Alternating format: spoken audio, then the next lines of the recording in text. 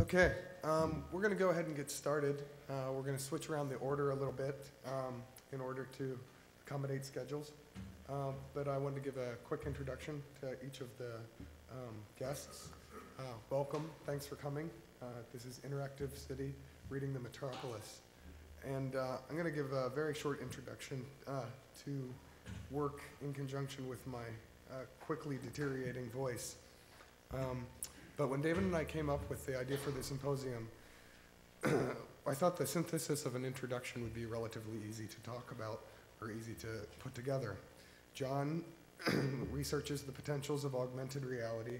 Sarah creates GIS mashups called Spatial Data Traces. Eric engages the public realm and infoscape directly in both traditional and non-traditional architectural interventions. Each speaker works at the scale of the city, but their work is equally considerate of the body and building. So all the work is very obviously relevant to even the most traditional definition of architecture and practice as an architect. And while there are countless ways that each of the speakers could be to tie the three speakers' work and research together, for me what's most interesting is where their work doesn't overlap. For me, it's the edges of their research and the unique questions their work produce. Each speaker is pushing the limits of their practice as map makers. In one way or another, each speaker is a cartographer for the contemporary condition of our cities. I use the term map maker because I think each speaker uses our rapidly expanding visual culture in order to give definition to the immaterial constructs of our environment. In these formalizations of the non-corporal, they reveal the unknowable, or rather what was previously unknowable. This dialogue and formalization of the infoscape is the cusp where the potential for intervention and invention is the greatest. This is the space where reaction, realization, and change occur. Through the definition of the immaterial, our previous understandings of the material world can take on a different light. This different light can be cast in a variety of ways. The dystopian perspective frames previously inert constructs as devices of control and oppression. And the utopian perspective purports that technology will save us all. These vastly different readings reveal the expansive potentials rife within the developing territory. And unfortunately, the practice of architecture and the architect is poised at the helm where this opportunity seems limitless. So the first speaker tonight is going to be Eric Haller. Eric Haller is a registered architect and the co-founder and principal of Haller plus Yoon Architecture. He teaches at the GSD, the Harvard's Graduate School of Design. In addition to running his own practice and teaching, Eric has published multiple books and has contributed to the journal Praxis. Prior to founding Haller plus Yoon Architecture, Eric was an associate principal at KPF as well as a senior designer at Diller and Scavenger, where I was lucky enough to get to work with him. In addition to admiring their work, Eric was asked to speak tonight because I feel like the work he does in his partnership with Mi-Jin Yoon directly engages the developing dialogue between the immaterial and material forces of our rapidly changing environment. Specifically, their work gives form to the immaterial, challenging traditional notions of boundary and space. While a number of avant-garde practices are experimenting with this contemporary condition, what I think separates Haller and Yoon's work is the research behind their interventions. Critical to their work is an operative understanding of the technological, ecological, and social information spaces where their work operates. Through this careful study and understanding of immaterial context, they are able to create architectural interventions which engage the body, building, and even the city in new and exciting ways. So, Eric Haller.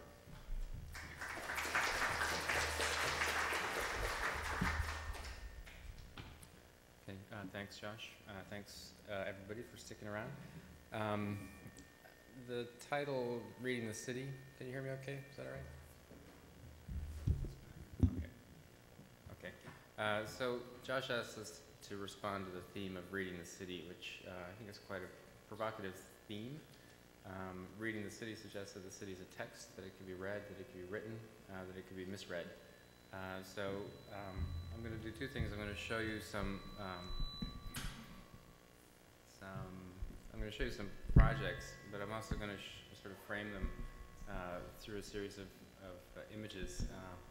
This image, you may recognize it. It's from City of Glass. And it's, sorry, is that okay? Why don't you go?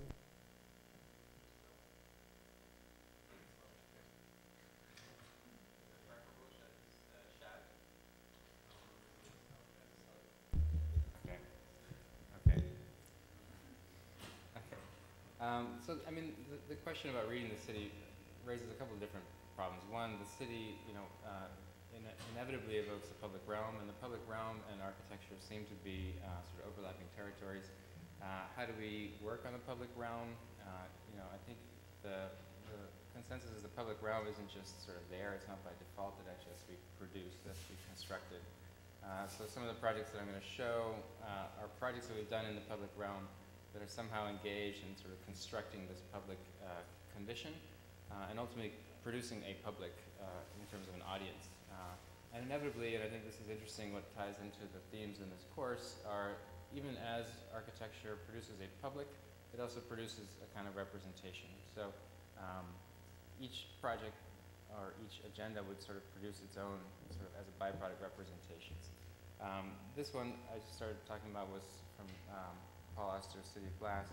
It is a kind of trajectory through the city, which I'm sure if you've read the book you understand that it's actually some sort of encrypted message that's actually performed by sort of traversing the city.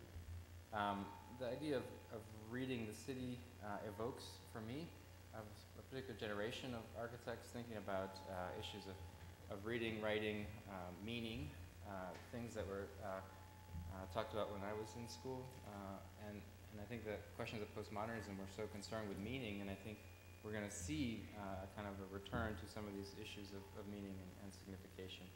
I don't want to get into kind of architectural history, but images of the city and how the city sort of is represented, in this case a one-point perspective, produces its own kinds of, through the lens of the type of representation, it produces different kinds of design.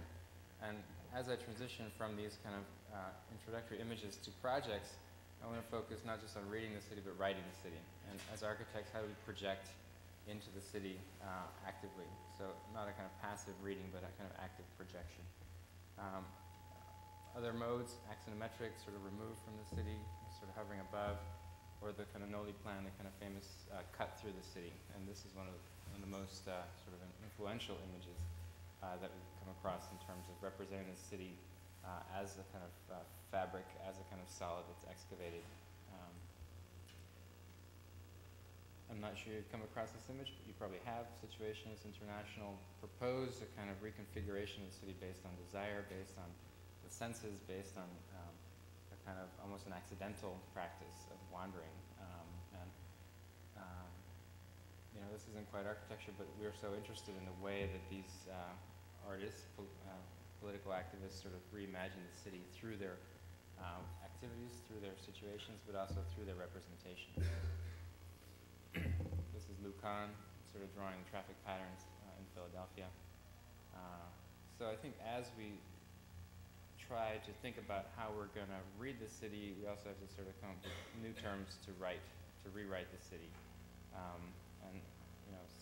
Standing here, I imagine you've all come across these images. This is Bernard Shumi's Manhattan transcripts, looking at film, looking at scripts, looking at choreographies to try to find new ways to produce architectures based on events, based on programs, based on activities. And I think these were super influential when I was in school. I think they're probably still being reinvented and rediscovered today. Obviously and then the question is, what do these representations produce, or how do they translate into projects? Or someone like Ram Koolhaas, who's so interested in programming, translating program or event into proposal. So finding modes of representation, how to represent activity, how to turn that into form. I think for a lot of REM's projects, the idea that the building is a city, that it is a kind of microcosm of the city, the building then has urban elements embedded in it, thinking about it as a boulevard, sort of moving through a building. You've probably also come across these representations, which are field operations, looking at phasing within landscape.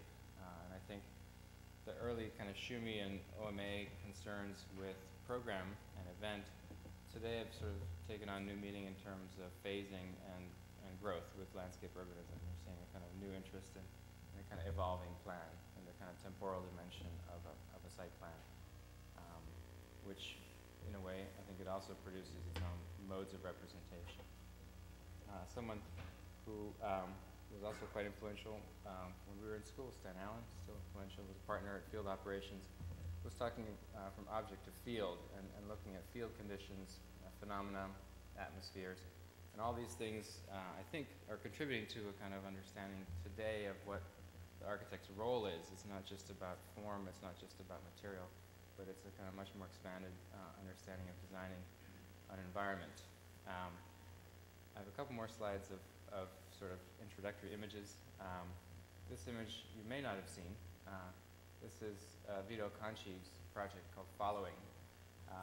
And in a way, it's a kind of mapping. He chose, as a performance artist, he chose to follow a person at random in the city as long as he could. And then when they went into a private space, he stopped following them. So, and then he'd find somebody else and he would sort of follow them. And through this kind of bizarre, almost creepy following project, he, in a way, he charted out the territory which is defined as public. And I think that's a kind of a really powerful way on a very small scale, you know, one person sort of mapping a city as a kind of performance art piece. So Vito, I think for us as architects, but looking at Vito's practice, I think it's quite powerful, you know, this kind of individual map that's produced of the city. Cindy Sherman, Edward Muybridge. I'm going to skip through these. These are probably quite familiar. Mapping bodies in space is something that interests us as architects, but also thinking about the kind of intimate scale of the body in the city and its different trajectories, its different geometries. You could sort of describe the kind of space defined by the body, or the body in space, somehow suspended. So I'm going to show you some projects now that hopefully draw on some of these reference images. This is a project we did early on in our practice. We were sort of, my partner, Mi Jin Yoon, designed what was called the Defensible Dress. And the idea is your personal space is defined by different parameters. They're cultural, they're maybe urban. And how do you produce a garment that acts as a kind of architecture that defines that sort of territory around the body? So this was one of our first sort of geek projects where we actually took components, sensors, to create this dress. It actually uses a smart material. It's a nitinol wire which contracts when it has an electric current running through it. And in a combination with a couple of simple hinges and a sensor, when this, so there's the way it is.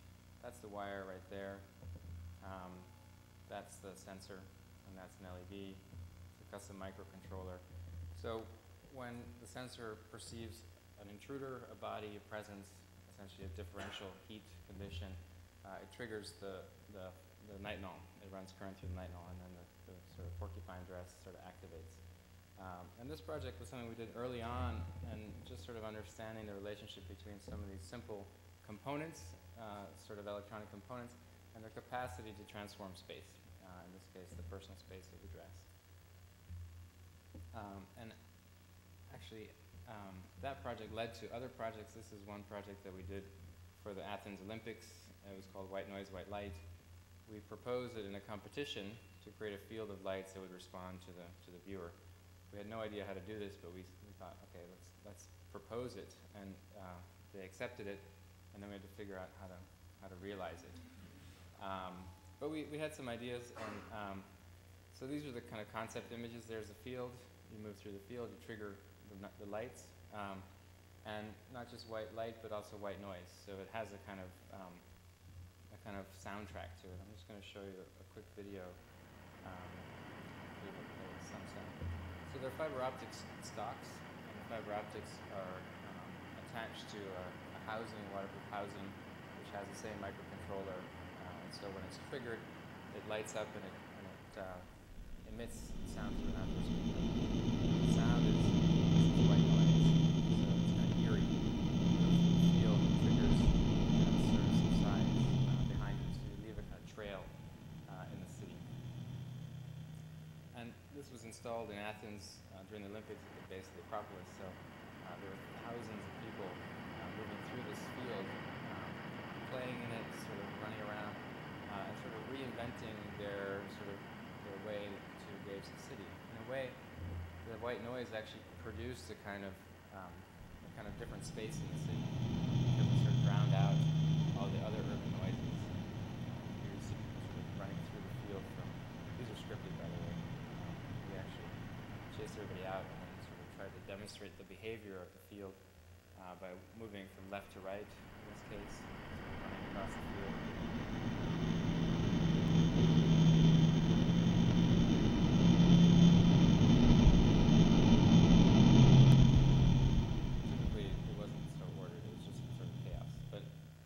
Learned about this project was that you could set up sort of infrastructure for this kind of play.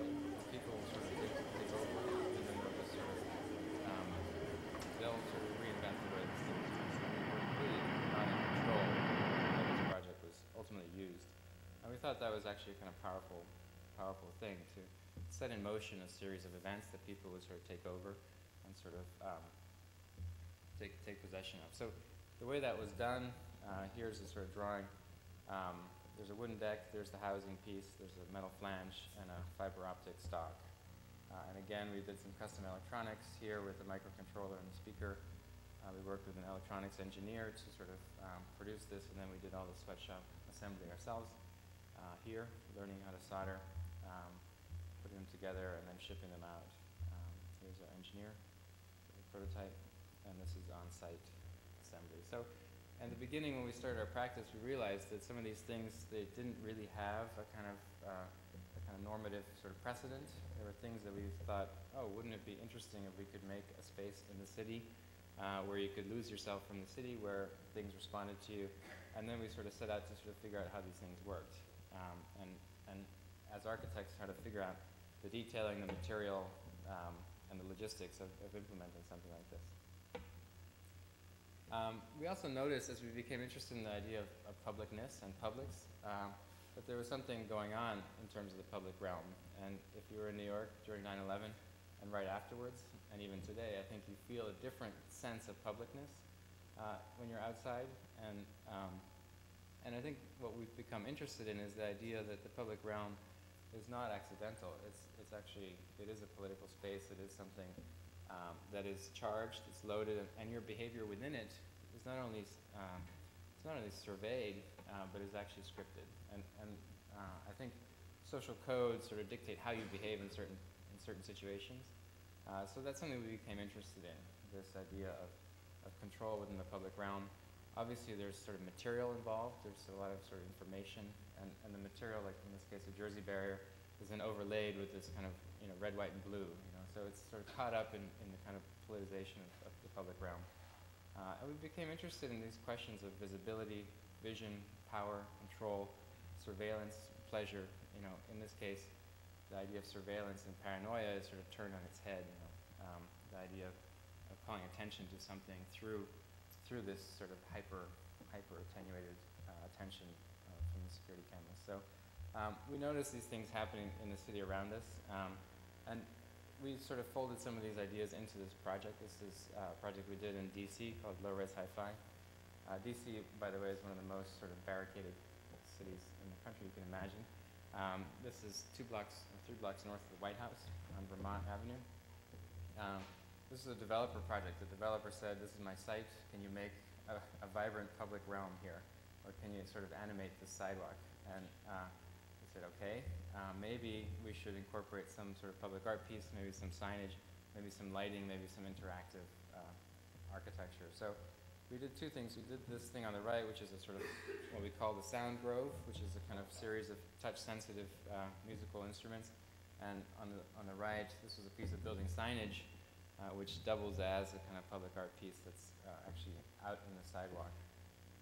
We're thinking about Vito and his project where he was shadowboxing with himself, and we thought it would be interesting to get people to behave like this in the city, in the street, to sort of engage their own body in a kind of playful way. So the LED net that we designed actually became a kind of digital shadow project. We're not sort of, we're not producing a real shadow. We're feeding surveillance footage into the screen. So the idea was that we'd take the existing surveillance, we'd put it into the screen, and that would be overlaid with the building address. So in this case, the address is 1110 Vermont Avenue. The ones and zeros became a kind of field condition, and then the overlay was the body sort of on top of that graphic. Oops, didn't mean to do that. So we developed the pixel net. It's not something that we could buy off the shelf, so again, we sort of went out and worked with an electronics engineer to custom fabricate those pixels. I'll show you another video of this, what it's like. So there's the building address, there's the shadow, there's me, startled. Maybe I can shadow box with this thing. Maybe I can sort of white out this text. Anyways, it is a commercial project. I mean, the developer wanted the sign for his address, and in a way we felt like we managed to smuggle some sort of interactive behavior into something that was, by default condition, always already a kind of piece of commercial branding for this development. So we sort of had some fun with that.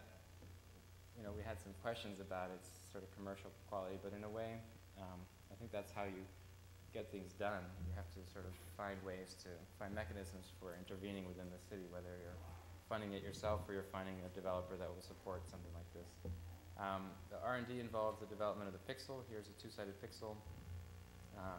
It's suspended on a wire, and the wire actually supports it. It also provides power, and it also addresses it. So it's sending a signal, and in a way, it produces the screen, and into that screen we can broadcast any content. So once it's up, we can sort of change its content. A lot of the fabrication was done ourselves. Again, we provided the sweatshop labor. This is the engineer, Will Pickering, from Parallel Development. And I've gone by and I've seen people sort of behaving strangely in front of it. They're sort of, trying to interact with this piece. So I kind of think that's, in a way, a sign of success. The other part, the sound grove, is these stainless steel poles. In this case, we didn't use infrared sensors. These are capacity sensors. So basically, your body has a kind of electrical charge to it, and that electrical charge disrupts it and triggers the sensor. So we worked with a sound composer to develop these different sounds, and within this, we sort of invented ways to sort of communicate a network of different sounds. Maybe I'll play this. It's kind of hokey. So each stock is a different instrument, and each segment is a different note. And so once they're all networked, we can essentially create relationships between them.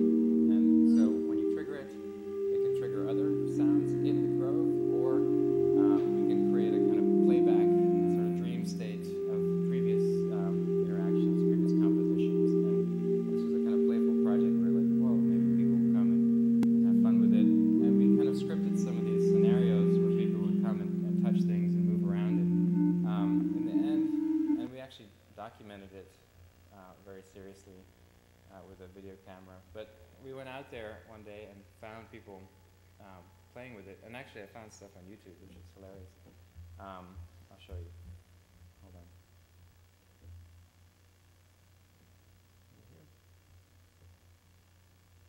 Okay, so this was.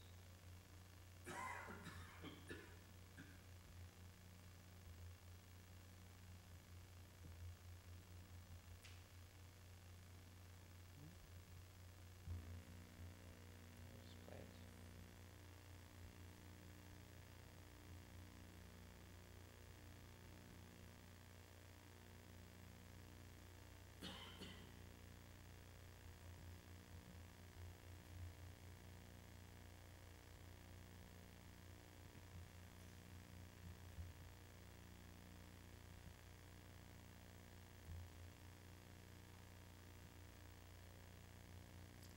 Maybe not.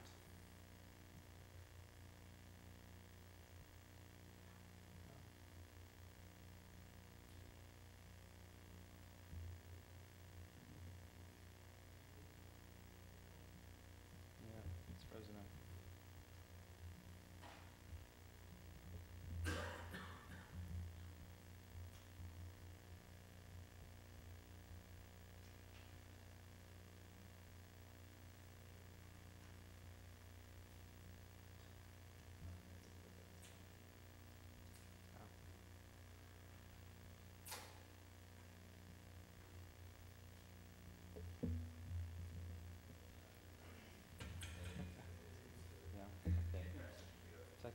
Technical difficulties. Apologize.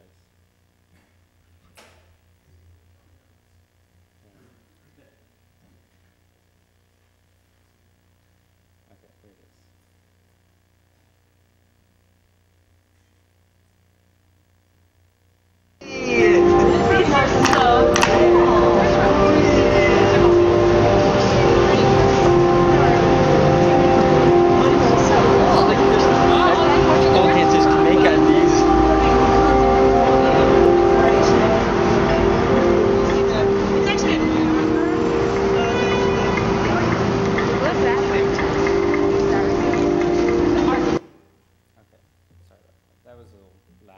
I mean, that's, in a way, that's found footage, people actually interacting with the thing, which, again, is always kind of surprising, and it's nice to see people sort of take over a piece like that. In the end, we sort of say, we'll leave it as a kind of an open system where it can be just appropriated by different people. And having done a few of these, now we're sort of figuring out what it is that people would find sort of playful and appealing about some of these environments. Okay, I'm going to keep going. Another project that we did is similar. We've been sort of getting calls to do repeat projects like this in spaces, whether they're public spaces or pseudo-public spaces like lobbies. This was another commission in Washington, D.C. for a kind of a dynamic art wall. And we've been doing so much with electronics, but we also wanted to sort of deal with physical material. So we took glass and we sort of cut it, we sort of compound curved the surface, cut it, stacked it like this, and it produces sort of panel in the lobby. And then every piece of glass is independently computer controlled with RGB lighting. So again, a kind of custom circuit board, again, some sort of programming of the behavior of this thing. And in the end, it produces a kind of an animated material. So the material, this is all glass, it's all end stacked or stacked up. And then we're just sort of controlling the behavior of the lights as it sort of scrolls up and down. So again, this is pretty low res in terms of behavior.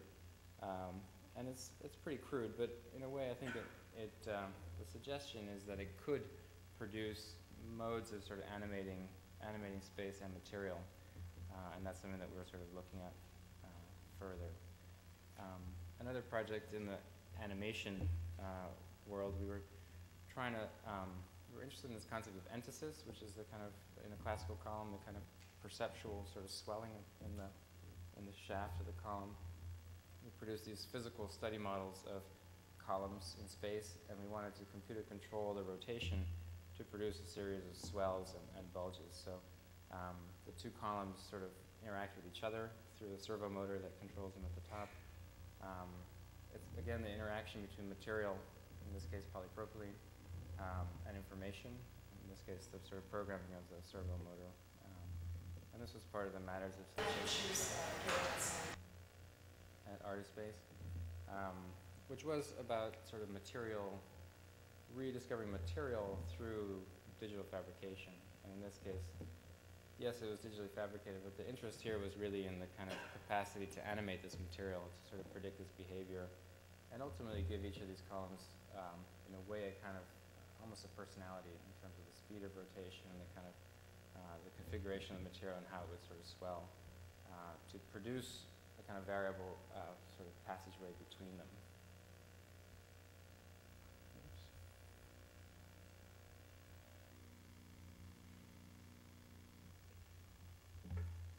Okay. Similarly, sort of think about architecture as not just material, but actually as atmosphere or environment. We did a small project in New Orleans looking at, in the center of the city, bringing people back to the center of the city. We proposed a canopy that would be luminous and it would be lit with solar panels. So the panel would sort of charge during the day. At nighttime, it would sort of consume the energy that it had sort of stored up. And in a way, that would index the light quality during the day. So this is the flexible photovoltaic battery and a rope light. This was done in New Orleans. And the geometry was sort of sculpted such that it would face optimal sort of orientation for New Orleans in December, which was like that. Again, we did all the sweatshop labor ourselves. programming with our engineer to regulate the light output. The geometry is a pentagonal tile that's been sort of rounded. The cone shape is just a kind of a loft, and then the bias is introduced to orient it towards the south. Fabric cutout panels, the studio during production, sewing, testing, installation. You see those solar panels there. In the end, it produced a kind of ambient sort of environment, which wasn't dynamic, it wasn't responsive, but it sort of measured, and I think it broadcasted a kind of condition that energy can be sort of produced locally and consumed equally locally. So it was sort of starting to think about how do we talk about issues of energy, issues of space, issues of placemaking through these kind of atmospheric environments. Okay, a couple more projects. This one was a proposal for the Kennedy Center in DC, starting to think about sort of local energy production and consumption, and trying to get people to become aware of the kind of abundance of sort of natural energy, renewable energy everywhere. You know, the flows around the Kennedy Center, it got a lot of exposure. We thought we could sort of visualize those flows through a series of wind turbines that would be generating power locally and sort of emitting light. So these are the proposal renderings, just showing a pattern of light and an ornamental screen. It doesn't store energy, it just consumes it immediately and somehow calls attention to that source. So in the debates about wind power, particularly in Massachusetts and Cape Cod, the arguments are always aesthetic. You know, yes, we want power, clean power, but no, we don't like the way those things look. So we thought maybe we could redesign some of those turbines. So we went through a series of studies, trying to figure out where to put the generator and how to integrate the lighting to produce ultimately a kind of screen, like an ornamental screen that's sort of dynamic and sort of continuously charging and consuming energy. I'm going to grab this water.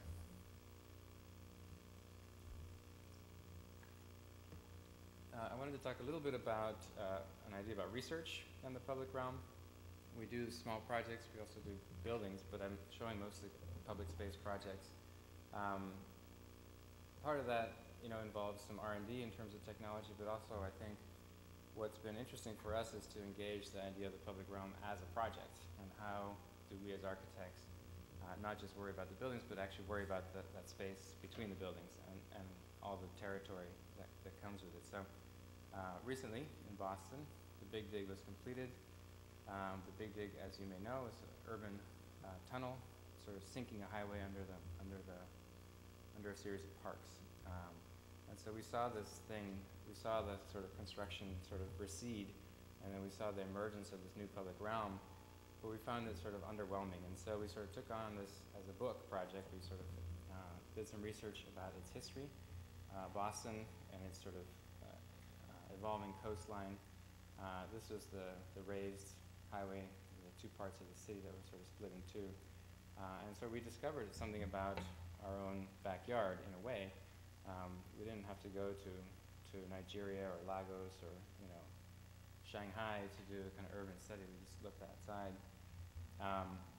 This is the paradox. There is a highway, you know, 12 lanes running underneath the city. There's a pristine sort of pastoral landscape on top of it. And the feeling was that this would reconnect the city, but we felt that this was somehow not sufficient. And so it didn't acknowledge the fact that this was an incredible sort of technological achievement. This is actually infrastructure. It's not landscape. So we looked at that. We sort of cataloged it. We started to figure out how it was done, because it's really sort of incredible how it's done.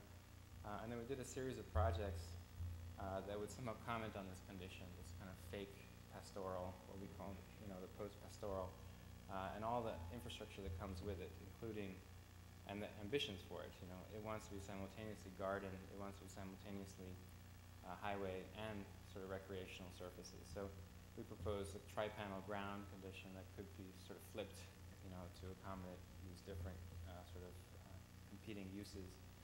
We cataloged all the kind of surveillance infrastructure, the lighting infrastructure. We looked at the fact that all this expenditure was primarily for the car, but not for the pedestrian, and so the surface, the surface inhabitants were sort of left out of that. So we proposed a kind of some sort of easy pass that would go on your shoe, and as a pedestrian, it would sort of reconfigure the landscape to allow you to pass.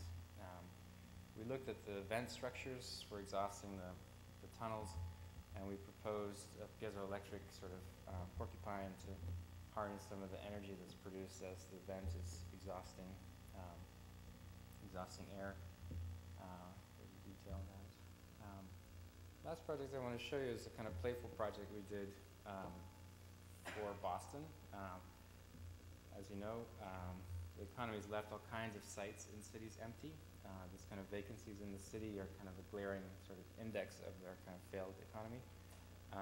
And we were asked to make some proposals for what to do with these sites. So this is the Filene site in Boston, which used to have the basement in it, and it got torn down, and the tower that was supposed to go there, the funding evaporated. So what could we put there almost instantaneously? And we look back at some of our heroes like Archigram and the kind of idea of an instant city or a kind of robotic, reconfigurable city. We proposed a Algae Bioreactor, obviously, that would sort of reconfigure itself to optimize itself for growth. The feeling was that when the funding actually comes back, this thing could be dismantled and reinstalled somewhere else. So here are the kind of robotic arms. We actually got a lot of phone calls from people that were interested in growing algae. And we actually had some scientists come from Austria to visit us to tell us about how you would do this. I'm going to show you a quick little fun video, and then I'll let somebody else speak. So this was something, it was highly speculative, and playful, and fun, and urban, and then I think we have to sort of take the initiative to sort of generate some of these projects. Oh my God, it's going to get stuck again. Okay. What do I want to say? I want to say, as architects, you know, the public realm is something that isn't just sort of beyond your property line. It's something that you have to produce. It's produced not just through sort of physical material means, but actually a combination of information, and we're going to hear a lot more about that. Information, lighting, atmospherics, and the interactions between the kind of material and immaterial repertoire of effects that we have. Maybe this isn't going to play, so maybe I'll just shut up and let somebody else speak. Okay? Thank you.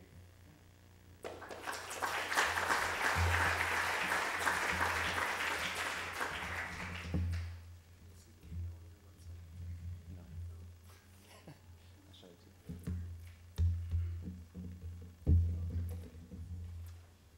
All right. Thanks, Eric. So our next speaker tonight is Sarah Williams.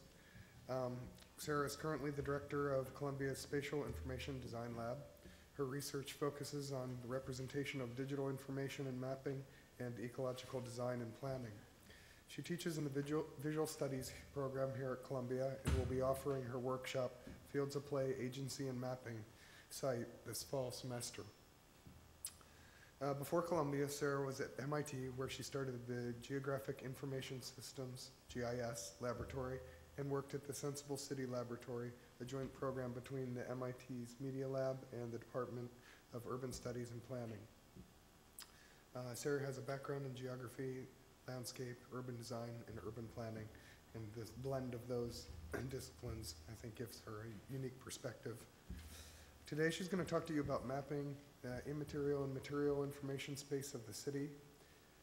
Sarah's work, I think, definitively lies in that sort of zone where we as architects used to do our mappings and categorize everything as unknowable, and therefore we did our mappings from empirical data and usually based on preconceived ideas about the city. And then we went and designed a building based on that same preconceived idea about the city and made sure that the mapping verified the building and forwards and backwards. Well, Sarah actually has real science and data behind the mappings that she creates. It's sort of erasing the architect's ability to use our once highly powerful tool of smoke and mirrors. So now that she's erased our ability to use smoke and mirrors, she has to show us how to actually generate real data and real maps with concrete results. So, Sarah.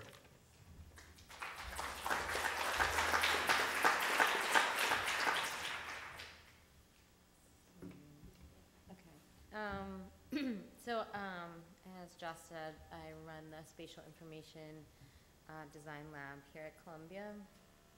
And the lab focuses on a methodological approach to use data about places to expose social and environmental issues that might not have otherwise been seen. And we do this through something I think that's a little bit different from some of the other labs here at Columbia. We're interested in quantitative analysis, geographic representation, and visualization. So at the lab, we really try to take, as Josh said, actual data, quantify it, and actually do spatial analysis, statistical results, but then actually make compelling visualizations out of those so that we can be both scientific and that our data can uphold the scientific rigor, but also it can present a compelling message. So one of the things I thought about when I heard the title for this lecture today is, I'm originally trained as a geographer, and we always think about problems as they relate to space and proximity. That's kind of the basis of what geographers are. And more importantly, we think about how place plays a role in how we develop society. So I thought it would be interesting to put this quote up at the beginning of the lecture to talk about actually one of the famous geographers from the 1800s said that mere names and places are not geography. Most people think geography is about names and places and situating yourself within that. It's actually not that. It constitutes geography has higher aims than this. It seeks to classify phenomena alike of the nature and the political world insofar as it treats the latter, to compare, to generalize, to ascend from the effects and causes, and in doing so to trace out the great laws of nature and to mark their influence upon man. This is the description of the world. That is geography. In the world, geography is science, a thing not of mere names, but of argument and reason, and then cause of effect. And I kind of really think that's how I see a lot of the projects that we do at the lab. I'm always trying to look at new types of data, but what can they tell us about cause and effects in the city? And so when I was thinking about the topic today, interactive city, reading the Metropolis, I thought about how I'm always looking at the city for cues that would allow me, as Hughes would put it, to compare, generalize, and ascend from effects and causes, to understand the systems at play in the city and how the effects of spatial form also affect spatial patterns. In other words, I'm always reading the Metropolis, as I think most of us are as architects and planners and designers. I think that's why we're here. And I think I'm pretty interactive too. But I don't think that's why Josh asked me to come speak. What I wanted to talk about is a research area that I've been, or an area of research that I've been writing about for the last several years, which is something that I call spatial data traces, and this is the digital information registered by place that we leave behind as we interact with the digital environment. And so when we swipe our subway card, we leave information about where we went, how long we were there, where we're going to. When we use our cell phone, we're leaving bits of information about who we called, where we called, who we're talking to, and this is becoming more prominent recently with new cell phone applications that specifically target positioning yourself within the urban environment. When we use wireless internet, we're connecting to certain locations, and we're doing this in certain places, and we're connecting to certain places at certain locations, et cetera. These all have kind of a place-based specificity. Surveillance cameras also mark and trace us as we move through the urban environment. New location-based services, applications have been more developed, specifically to target this kind of what I would call spatial data traces. Foursquare or Goilla or Where are all actually asking participants to actively leave their traces about themselves. So how can these spatial data traces be used to analyze the city is what I'm interested in. And one of the things that I thought about when Josh asked me to give the lectures is how do I classify these different data types, these different data traces as a framework for setting up the lecture. And I think there's three main types of data. There's process data, curated data, and something I call self-registered data. And I think each data type allows you to talk or say something different about the city. And so I'm going to use examples from the research in the lab to kind of explain what I mean by that. So process data is the intent of the data is on the part of the individual is very low. So the collection just kind of happens as you're moving through the environment. The individual who's leaving their trace might not really be aware that that's happening. The organization and collection is systematic and highly automated, and the trace is hidden, and the barrier to access is high. And so I'm going to talk about what I mean by that through the projects and come back to it. But I think process data really equals kind of the pulse of the city. Because it's kind of data that we're leaving behind as we're moving through the city, and we're not necessarily aware that we're leaving that information. So a great example is looking at the bits of information that we leave behind for cell phones. And this is a project that I actually did with the Sensible Cities lab, where we looked at cell phone data, and we had something that looked like this. This is a cell phone record. It has a ID tower, it has a day of week, it has where we were connected to.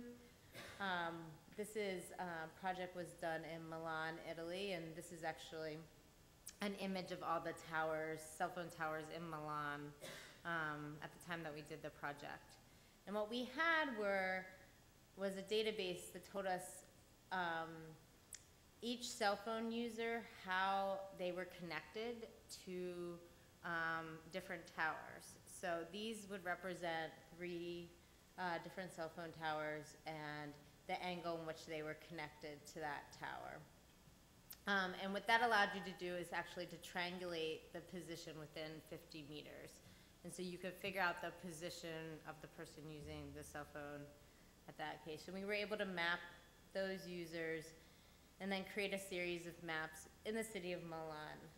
And so this is actually Milan train station at 4 p.m., 5 p.m., 6 p.m., 7 p.m., 8 p.m. And what you can see is that something we might already know. The train station is really busy during rush hour.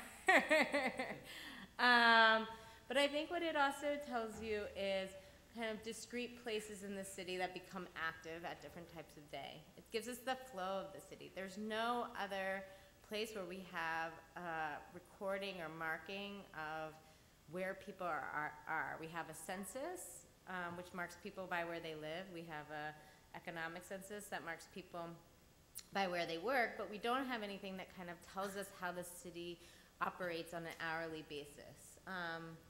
We also did this in a region. We had this data regionally, so we did it 8 p.m. Through about 1 p.m. in the morning rush hour. And what you can see, this is Milan City Center. And what you can see is that obviously people are moving into the city as the day goes on. So what? So what does this mean? Who cares? Like, we mapped things that we already might know. We mapped the ability to see rush hour. But cell phone process data can tell us a lot about urban flows with applications in advertising, emergency management, and so forth.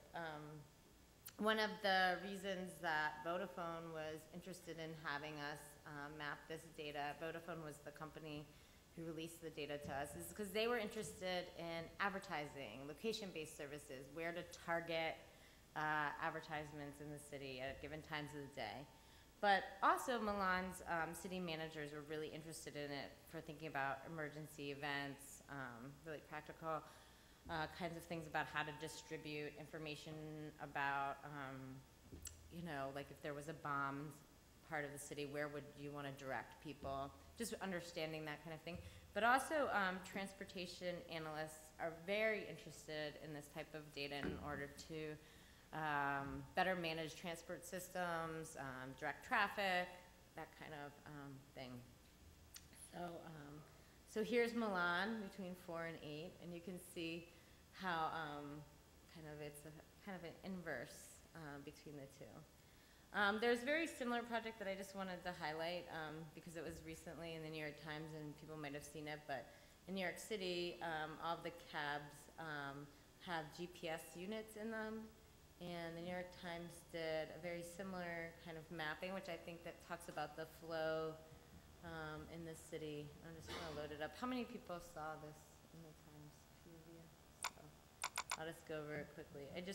What they did is they actually worked with the taxi cab agency, and they got all of the GPS data for all the taxi cabs in New York, and they were actually able to look at kind of the flow in the city, and they were able to begin to talk about some patterns that they saw. So kind of what we all know is the Lower East Side comes to life after work and stays into late hours. So here's some highlight of that. Bloomingdale's, and so it's kind of a proxy for understanding how we navigate the city in a way that we haven't had before. Here's a map of Chelsea, actually. So process data can help us understand process patterns in which in turn can tell us about human behavior, how people operate. Another process-oriented or data that I would categorize as process-oriented is something when you interact with city services, right? You might log in information about yourself if you're going to child services or to unemployment or any of those types of things. In this project, we actually took the process data associated with the criminal justice system to tell us something about that. And we had information about all of the addresses of where people lived before they went into prison and how long they were going to be incarcerated, to get an idea of how much it costs to incarcerate people in the city. So the data came to us like this, and we had addresses, and we were able to geolocate those addresses to see where those people lived in the city. And then we added up block by block, $359 million to imprison people from Brooklyn in a year. And we mapped those block by block in the city. So this is prison expenditures and spent millions of dollars. So these red blocks highlight those places where just in one single city block, over $1 million was spent to incarcerate people from that block. So data in a geographic context shows that people in prison are highly concentrated in neighborhood areas, while crime is more dispersed across the city. So this is actually a map of prison admission density versus crime density that we developed out of this project. From a demographic view, this spending facilitates a mass migration of people to prison, 95%, who eventually return home. In this drawing, we actually took each location of a prisoner and connected them to the prison that they eventually ended up in. And so this is the migration that you see.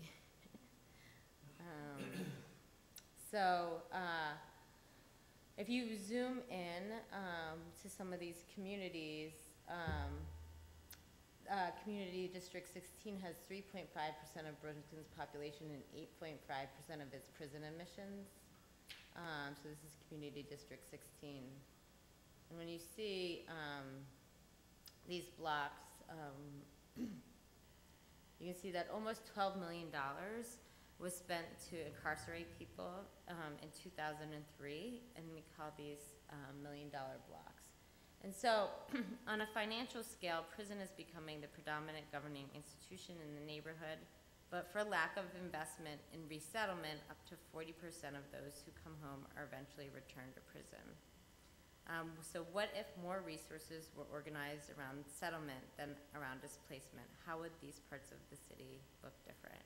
So in this case, we took process data and kind of turned it on its head, and we said, what if we can illustrate how much money is being spent to kind of send people away from prison?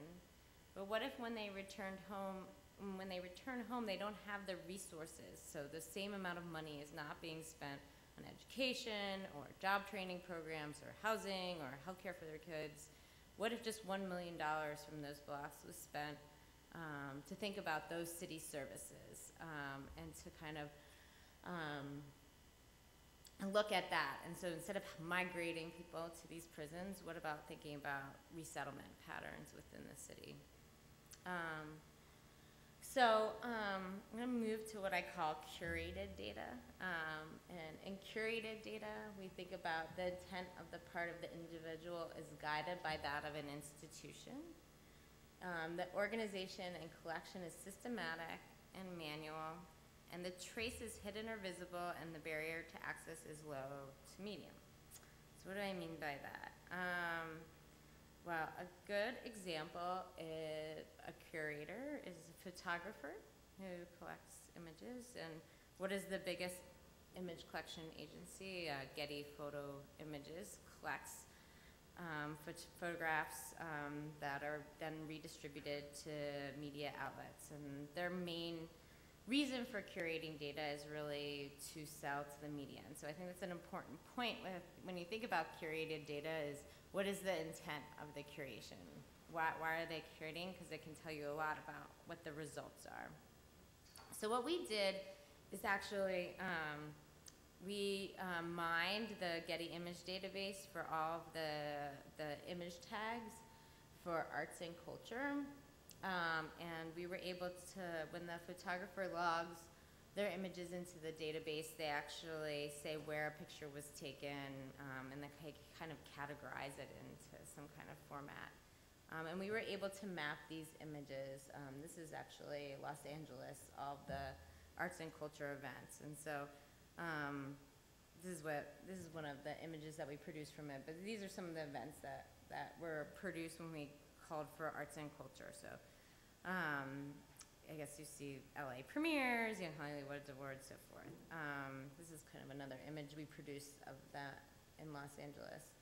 And this project we call the Geography of Us, our visualizing cultural space in New York and Los Angeles. And this is actually image that we generated of arts events in the city. And actually the peak is over MoMA here, which is something. So this project came out of a collaboration with my colleague Elizabeth Currard, who wrote the Warhol Economy. And what she talks about in this book is really about how the clustering of social scene or the clustering of social events in arts and culture economy is what makes it really successful. So it's proximity matters as much as proximity matters in Silicon Valley, and that people who work in arts and culture need to socialize to get their business done. And so our database looked like something like this after we called the Getty images. This is, we would have an event name. We had the address that we then geocoded. Then what we did is once we had all the events, we coded them into different typologies of arts and culture, television, film, something that we called magnet, because a lot of the images in the Getty image database, which are considered arts and culture, are really like Britney Spears' birthday party, kind of famous soccer stars' birthday party or event, or kind of just parties in general. So we titled those magnet events. And then there are fashion events, music events, and arts events. And we performed, once we mapped all of these events, we actually performed spatial analysis on them, and we ran something called the GETIS.org or G-star hotspot statistic that looked whether there was statistical significance in the clustering of certain events. So these are the outputs from the clustering. And so this is art, film, music, television, theater, fashion in New York, and these same categories in Los Angeles. And what we found is, what you might think. Film events cluster together, and they cluster around the Kodak Theater here in Los Angeles. And in New York City, we also see a clustering of theater events, where you might think of it in the theater district. We also saw clustering of television events around Rockefeller Center, where there's a lot of media and so forth. But there were some unexpected things that we saw, and one of those was fashion. We couldn't figure out, why is Fifth Avenue such a hot spot for fashion? Well, it's because it's traditionally a hot spot for fashion in terms of the iconic nature of the city, right? The Tiffany's, the idea of Tiffany's, and kind of the Madison Avenue stores, the high-end stores. We also saw that anomaly in Los Angeles. This is actually Beverly Hills. This is the Sunset Strip, Hollywood Boulevard. And then again, this is the Kodak Theater area out in Hollywood. And so what we realized is actually a lot of the clustering patterns that we were seeing illustrated or kind of followed along what we saw at the magnet events when we did that. So this kind of center line through Los Angeles was very big. Hollywood Boulevard, Sunset Strip, Rodeo Drive. And then in New York City, we saw something similar. Fifth Avenue, Times Square was a hotspot, Meatpacking, West Village. And we called these event enclaves, and I think what we thought when we set out to do this project is that we would see kind of the places where arts and culture are socialized, using kind of the Getty images as our proxy to do that. But what we actually realized is that we came up with the places that mass media markets as for these places. So if you look at Sunset Boulevard, Hollywood, Beverly Hills were kind of the hot spots in LA. Fifth Avenue, Midtown, and the Meatpacking were hot spots in New York City.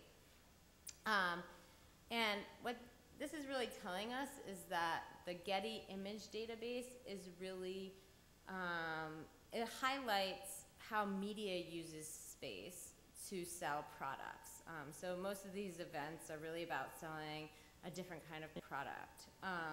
And they use kind of the iconic nature of the city to sell those products. So why is Times Square so highlighted in these maps? Because Times Square was what represents New York to a global marketplace, and different products want to be associated with that global marketplace. And so what I think was really interesting about the Getty image study is that it highlighted how media use space, or how media uses space in the city. So curated data highlights the interests of the data collectors, so in this case Getty, and so it really says how media and promoters have an effect on space. So event enclaves are Times Square and the Kodak Theater. They're not maybe the places that New Yorkers or people from Los Angeles hang out in, but they do sell the city, and they sell the products that want to be associated with that city. In the terms of curated data, curation can happen to make a statement as well. And so in this project, we actually collected our own data, and we collected data about air quality. And these are some of the initial traces that we collected. And this was a project that started when I was in Beijing in 2004. And this is the image that I saw in Tiananmen Square, and I thought, how are they going to have Olympics here with this type of smog?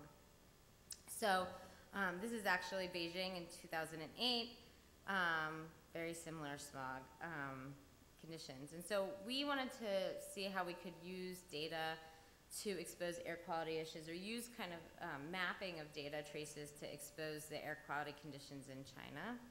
So we teamed up with the Associated Press. We created sensors that were attached to cell phones, and we measured air quality. And we had the Associated Press reporters actually measure the air quality for us because we weren't able to get into all the venues.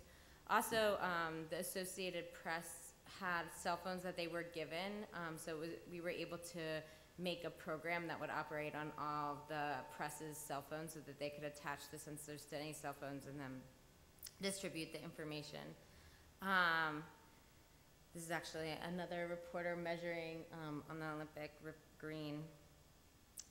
So these mobile sensors have a GPS component and a sensor component. We measured particulate matter and carbon monoxide. And we measured the particulate matter because of its regional effects. Particulate matter, and also because it was of the highest concern for health issues with athletes. Particulate matter is the fine dust that gets into athletes' lungs and is one of the biggest concerns. But also, particulate matter can travel long distances, and so one of the things that the Chinese government did during the Olympics is they shut down factories 90 miles from outside Beijing, and they did factory closures within the city. The carbon monoxide we chose because it has a much more localized effect. Carbon monoxide doesn't travel very far, but there also were specific mandates that the Chinese government put in place at that time. They wanted to remove about 3.3 million cars from the roads.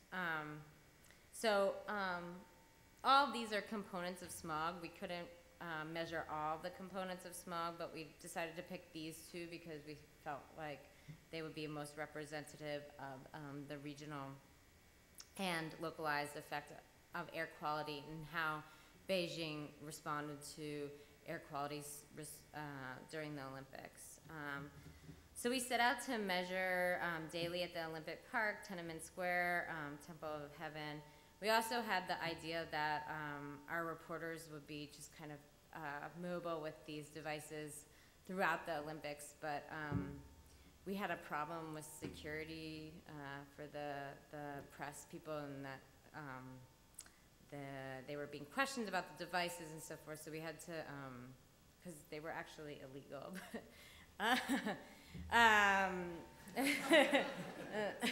I guess you're not allowed to have GPS units in the. Anyways, so we had to modify that a little bit, and the press did one thing where they did a daily tour of the Olympic Green, and they also did a daily picture. This is actually a graphic that the Associated Press created. From the data that was a result of that. So they took a picture in front of the Olympic Green every year, and then this is the Olympic Green. So in this case, there was 600 micrograms per cubic meter. The World Health Standard is 50 micrograms, and if you compare it to New York, which is this yellow one, in Los Angeles, you can see that the air quality is much higher. This is another graphic we produced to try to kind of get at the air quality. Just a few weeks before opening day, there was 584 micrograms, so it's 18 times higher than New York City. Opening day of the Olympics was 13 times higher. Just 2 days after opening days, it was 25 times higher. But then there was actually a day where it was lower than New York City, and I don't know if you guys remember the Olympics, but it started to rain towards the end, and rain dissipates the particulate matter. This is another chart of that same data, and you can see the levels at the Olympic start versus towards the end where they were much lower, but you can see that they're pretty consistently higher than what you would see here in New York City.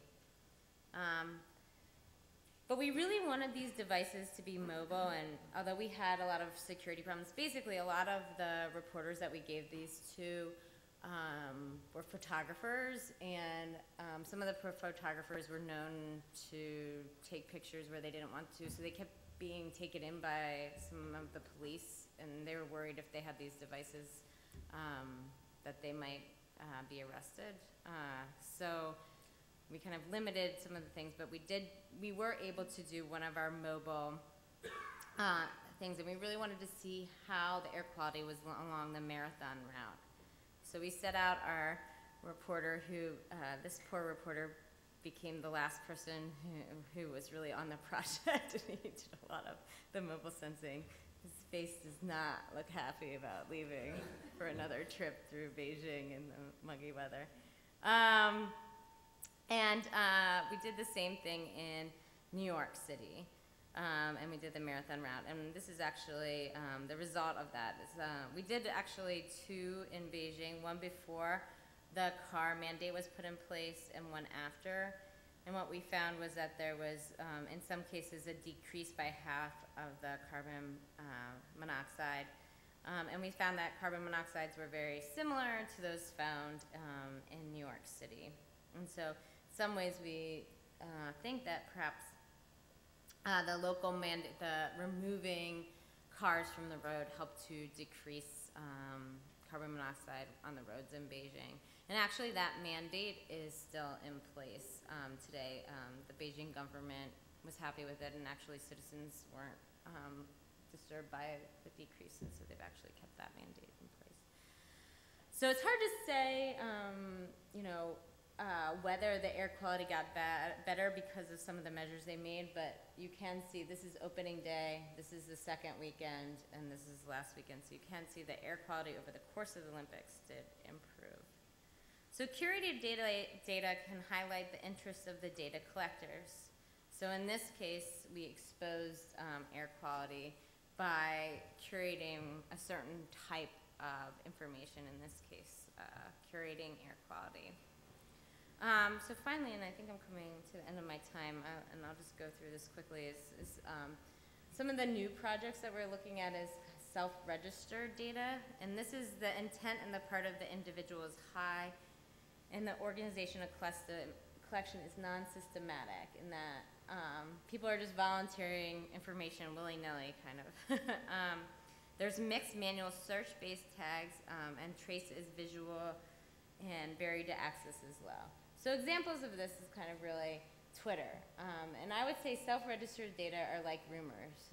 The more they are collected, the more they describe. When I'm talking about self-registered data, I'm talking about Twitter, I'm talking about Foursquare, I'm talking about all kinds of sites, Google Earth, that you can begin to mark your information about what you observe or see in the environment. But how can we use that information? So self-registered data needs high numbers of collective information registration to describe or discern patterns. And this is more getting back to what Josh was saying. If you want to be scientific about the statistics that you find, obviously you can take a lot of this self-registered data and make some kind of assumptions of it. But if you want to make something statistical out of it, you really need high numbers. And some research that has been done, the #1 Flickr picture is the Eiffel Tower. So, or the #1 Flickr tourist location is New York City. And these are actually traces of Flickr users within the city of New York. This study actually looks at all the kind of main pictures that are taken in Flickr and what's the most highlighted kind of attractions. So what can you do with this data? Maybe in this example you could use or create a self-generating tour guide based on the type of information you download.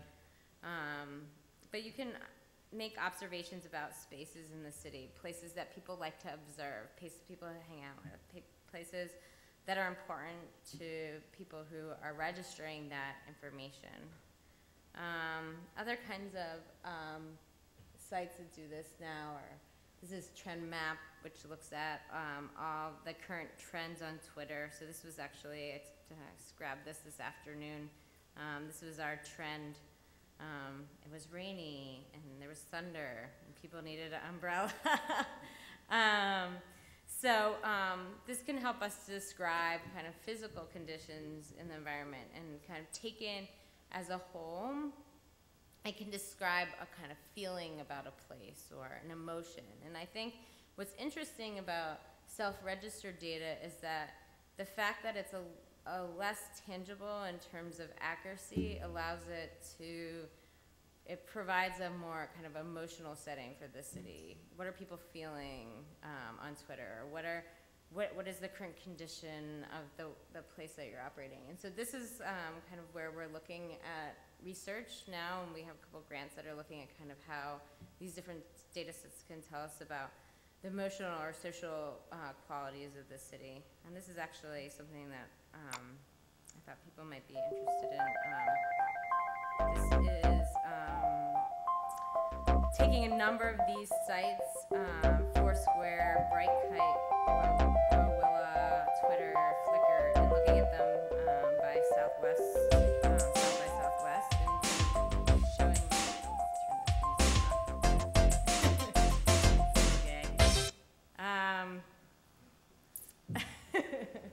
say the least. But what it helps us, so all of these sites actually provide their data through their APIs, and they can all tell us a lot about kind of the activity in a city. And I think that using these sites to tell us about how we operate in the city is going to become increasingly important to city managers.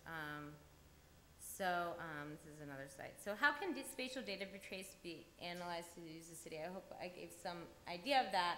But what does it mean that we have all this data at our fingertips? What does it mean that we have data from Foursquare, or it's much easier to get cell phone information, or that we volunteer all of this data? I think it can tell us a lot about how to rethink policy in the city. So if you think about the $1 Million Blocks project, it can really help us to question about where money's being spent. In the Getty Images project, it can really tell you how media affects space. We never think about media promoters as participants in space development, yet they are. They're promoting kind of the whole Times Square as kind of a media promotion, and highlighting that and thinking about what that means for urban development and policy. But what does it mean that we just kind of volunteer all this information? How do cities use it for crowdsourcing purposes, for efficiency purposes, for management purposes? So I think I wanted to leave with that question. Maybe we could discuss it on the panel.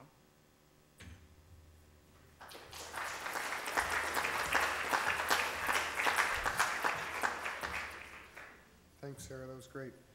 In the interest of time, I'll keep this introduction very short. Our next speaker is John Havens. He's a VP of social media at Porter Novelli and the author of the book Tactical Transparency: How Leaders Can Leverage Social Media to Maximize Value and Build Their Brand. John's going to speak to us today about augmented reality. With that, I'll turn it over to John.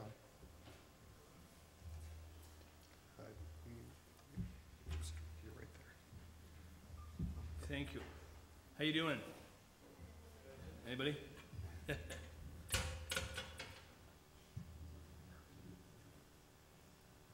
So I'll just say it up front. I'm SVP of social media at Porter Novelli. We're a global PR firm. I'm a social media geek.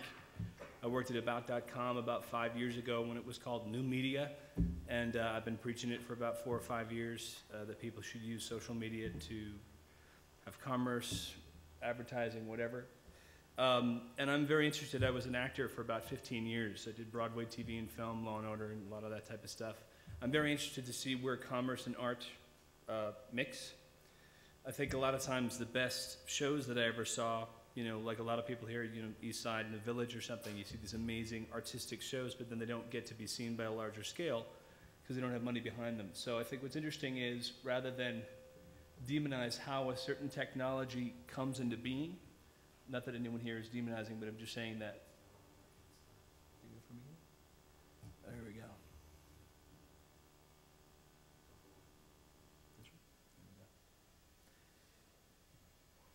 Let's see here. Anyway, A lot of the most formative work on augmented reality actually started here at Columbia. So I'm going to move beyond that potential tension that I may describe something incorrect. And just if you don't know about augmented reality, I want to give a couple of quick examples. The top left is called, or is a webcam-based augmented reality you've probably seen pretty often.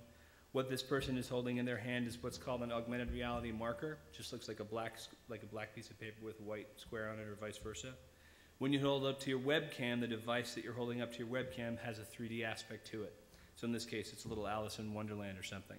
So companies that have used this include Best Buy, GE, Walmart. Walmart had a pretty cool thing where teenagers, they were trying to sell furniture to teenagers. So they had a piece of print material that was in magazines. And when teenagers held it up in their room, they could then take different pieces of furniture and see how it would actually look in their room. So I thought that was pretty cool, is that the logic is you're in your room and you can see, as you move the magazine around, how a piece of furniture would look. IKEA has done something similar. Vodafone, who we all love, apparently, in terms of the leading work they're doing in a lot of mobile spaces. This is something you've probably seen a lot as of late in terms of cities. Augmented reality, one of the biggest uses early on commercially and in general is tour guides. So there's a company called Layar. I got to meet a couple of them a few weeks ago in Amsterdam. They're based in Amsterdam. Right here, what you're looking at is basically just a cell phone or a smartphone. And augmented reality, technically, I won't go into all the technical definitions, but it's basically digital data overlaid other existing, like in this case, camera data. So this is one of the rings in Amsterdam. And seeing it, you see these little floating bubbles. So there's GPS technology, there's, I forget what it's called, ergonomic type stuff. So as you actually move the phone, it moves with you. And what this means is you can actually have a walking, step-by-step guided tour of a city. So you start to think about, you know, this is kind of fun in terms of, first of all, if you don't speak the language, you don't speak Dutch, you get off the plane, you, for instance, can translate this into English and find nearby hotels. And again, when you think of walking directions from a GPS standpoint, you can pull it out of your car, but now, especially if you think like of the Village here in New York, you know, I usually ask people still after living here a decade, like, where the hell is whatever Mott Street, you know? This means you can actually take it and walk step by step. So why I showed all these people here is there's a term now amongst augmented reality geeks, or at least I love to use it. What we call the internet, right, is something where in general we're doing what I'm doing right now. I'm sort of leaning into a screen, right? There's a geeky term called the outer net. And the logic here now is that besides physically that you can take your mobile phone outside of an arena where you need a PC, there's this whole realm of data, like Sarah was talking about. I usually tend to call this whole sort of realm the Internet of Things. What that means is all this data as you walk along, etc., that is stored or that can be transferred to you is, for instance, data that would affect your everyday life. So, for instance, a big Uber geek friend of mine is named Jack Mason. He works at IBM. He talked about one of these sensors that can be put in a public place. It's RFID mixed with heat sensor data. And if you register with a certain medical device technology company, it, for instance, can tell you when you have an arrhythmia that is incorrect for your heart. And as you're walking through these different public spaces, you can get a text that basically says, I think you should sit down. Which, if you start to think about how much this stuff is interlinked, what I'm so passionate about with augmented reality is not just the cool 3D stuff, but it's how all this data is converging. And long story short, I work in PR, right? The last thing I do when I go in and pitch Gillette or HP or one of our bigger clients is like, so the intense GPS data location technology, they don't care about the technology, and as a rule, consumers don't either, right? You call this the Amsterdam Tourist App, because that's why people use it, right? Most technology, and I'm serious, don't get me wrong, if they're geeky, I'll geek out with them, I'll buy them a beer. But in terms of like why they're going to use this, it's always about the value proposition. So I'll see if I can get a video going here, because it's such a visual medium, it's really best to show you video. And is the volume back on? I don't know if I can. Thank you. I don't know if this is going to load. There we go. I think she muted it.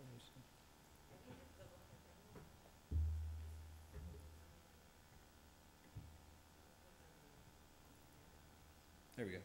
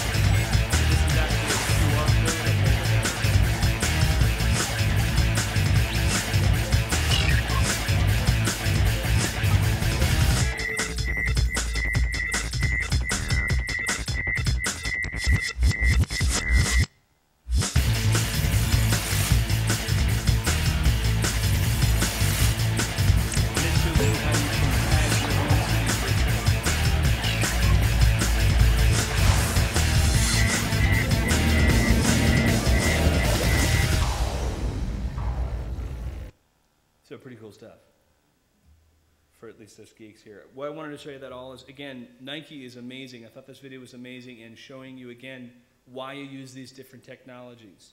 And there's about 6 different pretty big technologies involved in what you just saw. A QR code is different from an augmented reality code. QR stands for quick response, is it? No, quick read. Anyway, I'm too sweaty to remember the exact thing, but it's QR something. But the difference there is that basically you can take a picture of something with your camera, just as you take a picture with that square, and then automatically be directed to a URL. So ironically, a lot of the work we do at the firm I work at is with pharmaceutical companies. There's tons that they cannot do on social media because of reporting stuff with the FDA. One thing they can do is put these little black squares on pharmaceutical bottles so that when you and I go to the pharmacy, again, say we are from Tokyo and don't read English, we can see a QR code that says in Japanese, and you click on it and read it, and you can read the entire contents of that bottle in Japanese. You can be directed to a video, right? So what I'm, again, really passionate about is how this connects with people, and how initially you can speak to people through this technology where, again, all they'll need to know is a friend says, hey, download this cool app, and when you take a picture in the grocery store, you can find out this information. There's another technology called Sticky Bits, where if you're in a grocery store, you can take a picture of a barcode of any product, and it will tell you in the nearby area where the cheapest place is to buy that product, right? So you start to think about how we can kind of bastardize other people's business, and that's, you know, when you think about like, oh, that's not a very, you know, good reason to use this technology. The point is I never lionize or demonize technology. I think it's always fascinating how people use it to help or to do bad things, and you work against it, all that type of thing. But still, it's always fascinating to see what they're going to do. So anyway, this is the type of technology. Basically now, with augmented reality for mobile, you hold up your phone, right? The logic is this is the type of data you'll see. What most people think, however, is that you're going to have it on your glasses very soon, like sunglasses. Now, you may think, no way, no freaking way am I going to wear glasses and look like, you know, Arnold Schwarzenegger geek. But when you think about it right now, this is going to come. First of all, these glasses are being designed by companies like Vizio. Apple has grants into different companies for these. These glasses will come. They will probably actually be contact lenses versus glasses. But the early iterations will be these glasses. And you think, no way am I going to wear these. But all of us, I guarantee you, right, walk around like this, you know, through crowded intersections, right, and almost die because we're texting, walking through. Hands-free, this data now means, you can see, now here's something, facial recognition technology, right? Very basic mass-scale consumer-available facial recognition technology is already here, okay? So delineating between like all 80 of you and knowing where you're from and stuff right now would be pretty hard. But for instance, in a family of 6 different people, you know, male who's 50, female who's 30, son who's whatever, that's done. We're done. But for me, those types of technology things, it's just a question of time till it becomes ubiquitous. It's just iterations of the technology. So for instance, what this says right here, which I think is funny, Herald Show, right? So now we're walking with our glasses. 5 years from now, maybe 10 years from now, I'm back here giving the same lecture, and in my contact lenses, I want to find people who know about augmented reality and they've done a paper on it while I'm talking to you right now. So in my contact lenses while I'm talking, right here, I don't mean to pick you up, but this young woman would have pop up, you know, has a PhD in whatever, so I can know like, oh, Mrs. Smith, nice to meet you, whatever, right? But I've chosen that data to see. In this case, what I'm fascinated about from a public relations standpoint is how this technology is going to change communications within cities. This here says this guy's credit score is 443. Someone has tagged him and said, nice guy, just don't lend him any money, right? So there's a wonderful futurist, if you want to read a fascinating guy. His name is Jamai Cascio, C-A-S-C-I-O. He writes for Fast Company, a lot of great publications. He has this idea that very soon, this same type of technology, let's say you hate Republicans. You're a Democrat and you hate Republicans. You wear these glasses now, you walk down the street, every Republican is framed in blue, right? So you say, pardon my French, fuck you, don't want to look at you, don't want to talk to you. Or you hate them so much that you make them into shrubs, virtual shrubs, and you walk around them, right? Now, it's funny because it seems extreme. It's not. Think right now in terms of GPS when you drive, right? You don't go certain routes anymore. Or you say, I only want to see these restaurants. Those other restaurants, you don't see. A certain level of serendipity is gone, right? But now in terms of choice of data, fascinating. So here's a couple more things just to give you a sense of how this technology is used in cities. Right now, combination of Bing Maps, Google Maps, very simply this is points of data. And again, this is if it were mobile, you could click on it. Yelp, anybody use Yelp? You probably have seen this. This is a fun app. Instead of having to go to a restaurant, right, like a lot of people are like, why would I use augmented reality? I like the real Yelp. And I'm like, well, I don't want to haul my PC and walk around to each restaurant and stand there and go, how many stars?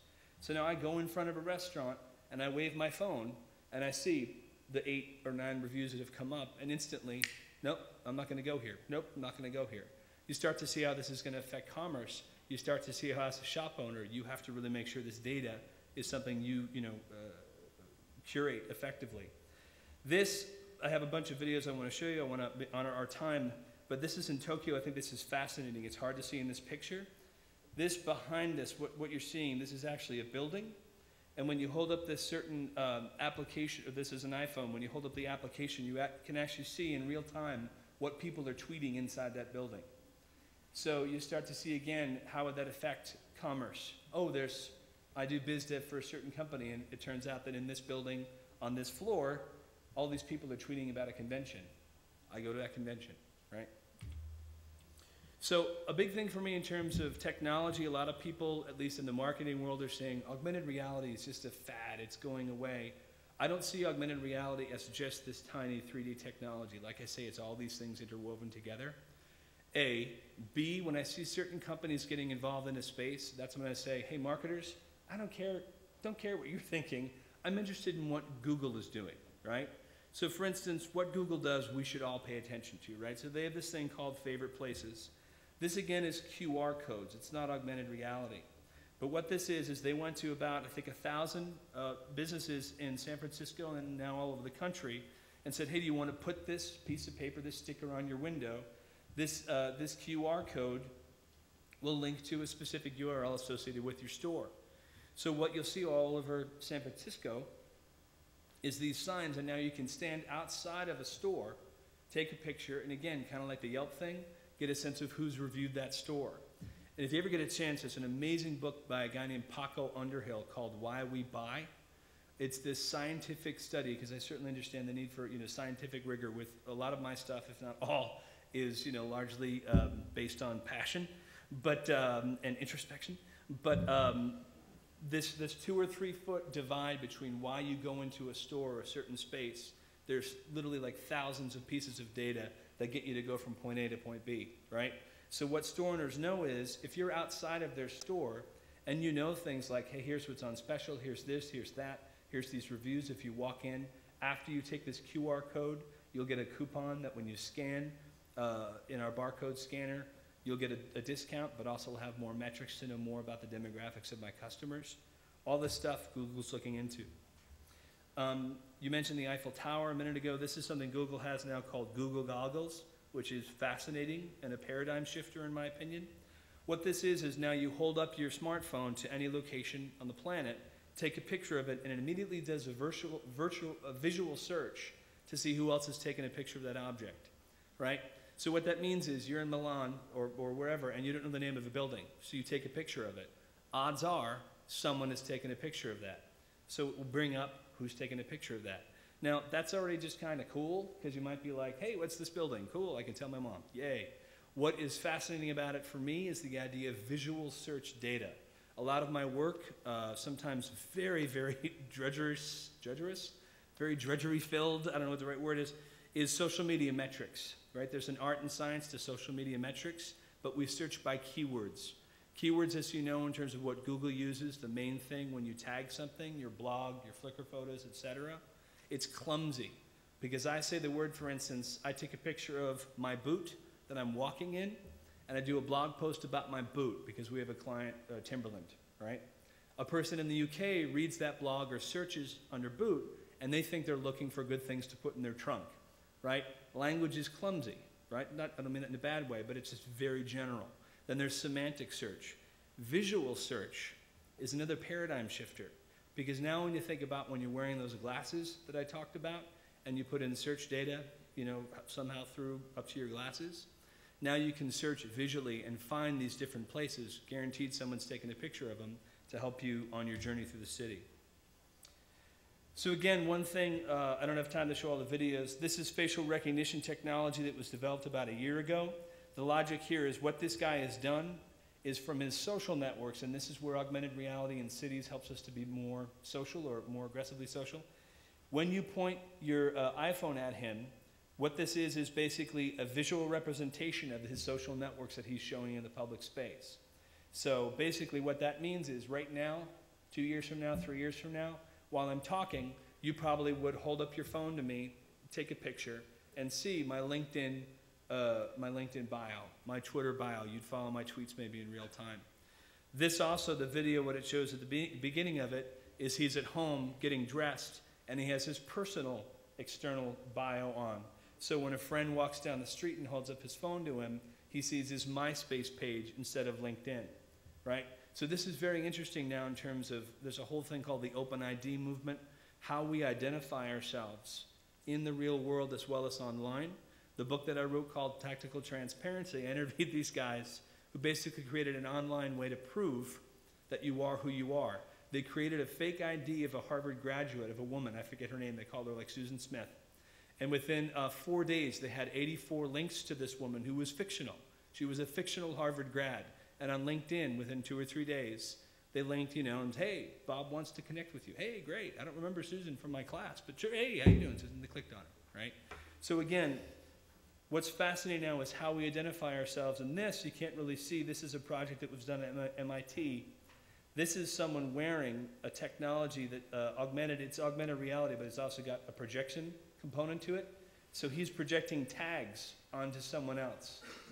Now this is interesting because it's an actual tag that you and I can see without a phone, but a lot of tagging that's done now like this is the logic that augmented reality-wise, there's a lot of tools now where I can leave not just tags associated with a certain physical space, where this bottle is right now I can leave a tag. I can leave a tag on moving physical objects. So in a sense, we'll become social objects walking around where we can get tagged. This is just a project that we did at South by Southwest. If you know Robert Scoble, he's a big geek. I say that with respect. We did a project called Scavenger Hunt, where we just did a scavenger hunt using augmented reality clues as tags. And what Robert said is this idea of social objects, which I thought was quite interesting. He had a t-shirt on that had an augmented reality code on it. And the logic here is that people could not only read, like this is a 3D question mark, we had a 3D Elvis and all this stuff. They could not only see that and have fun with it, they could then click and leave a message for Robert. Hey Robert, great shirt. See you tonight at the party, right? So Tag What is an augmented reality network where again now, a lot of the augmented reality applications that are out there now let you hold up your phone and do something. So for instance, you can see the nearest subway in Paris and walk step by step. And that's a great utility, right? If you don't know French and you just want to get home. This again now lets you tag space so you can leave messages for other people.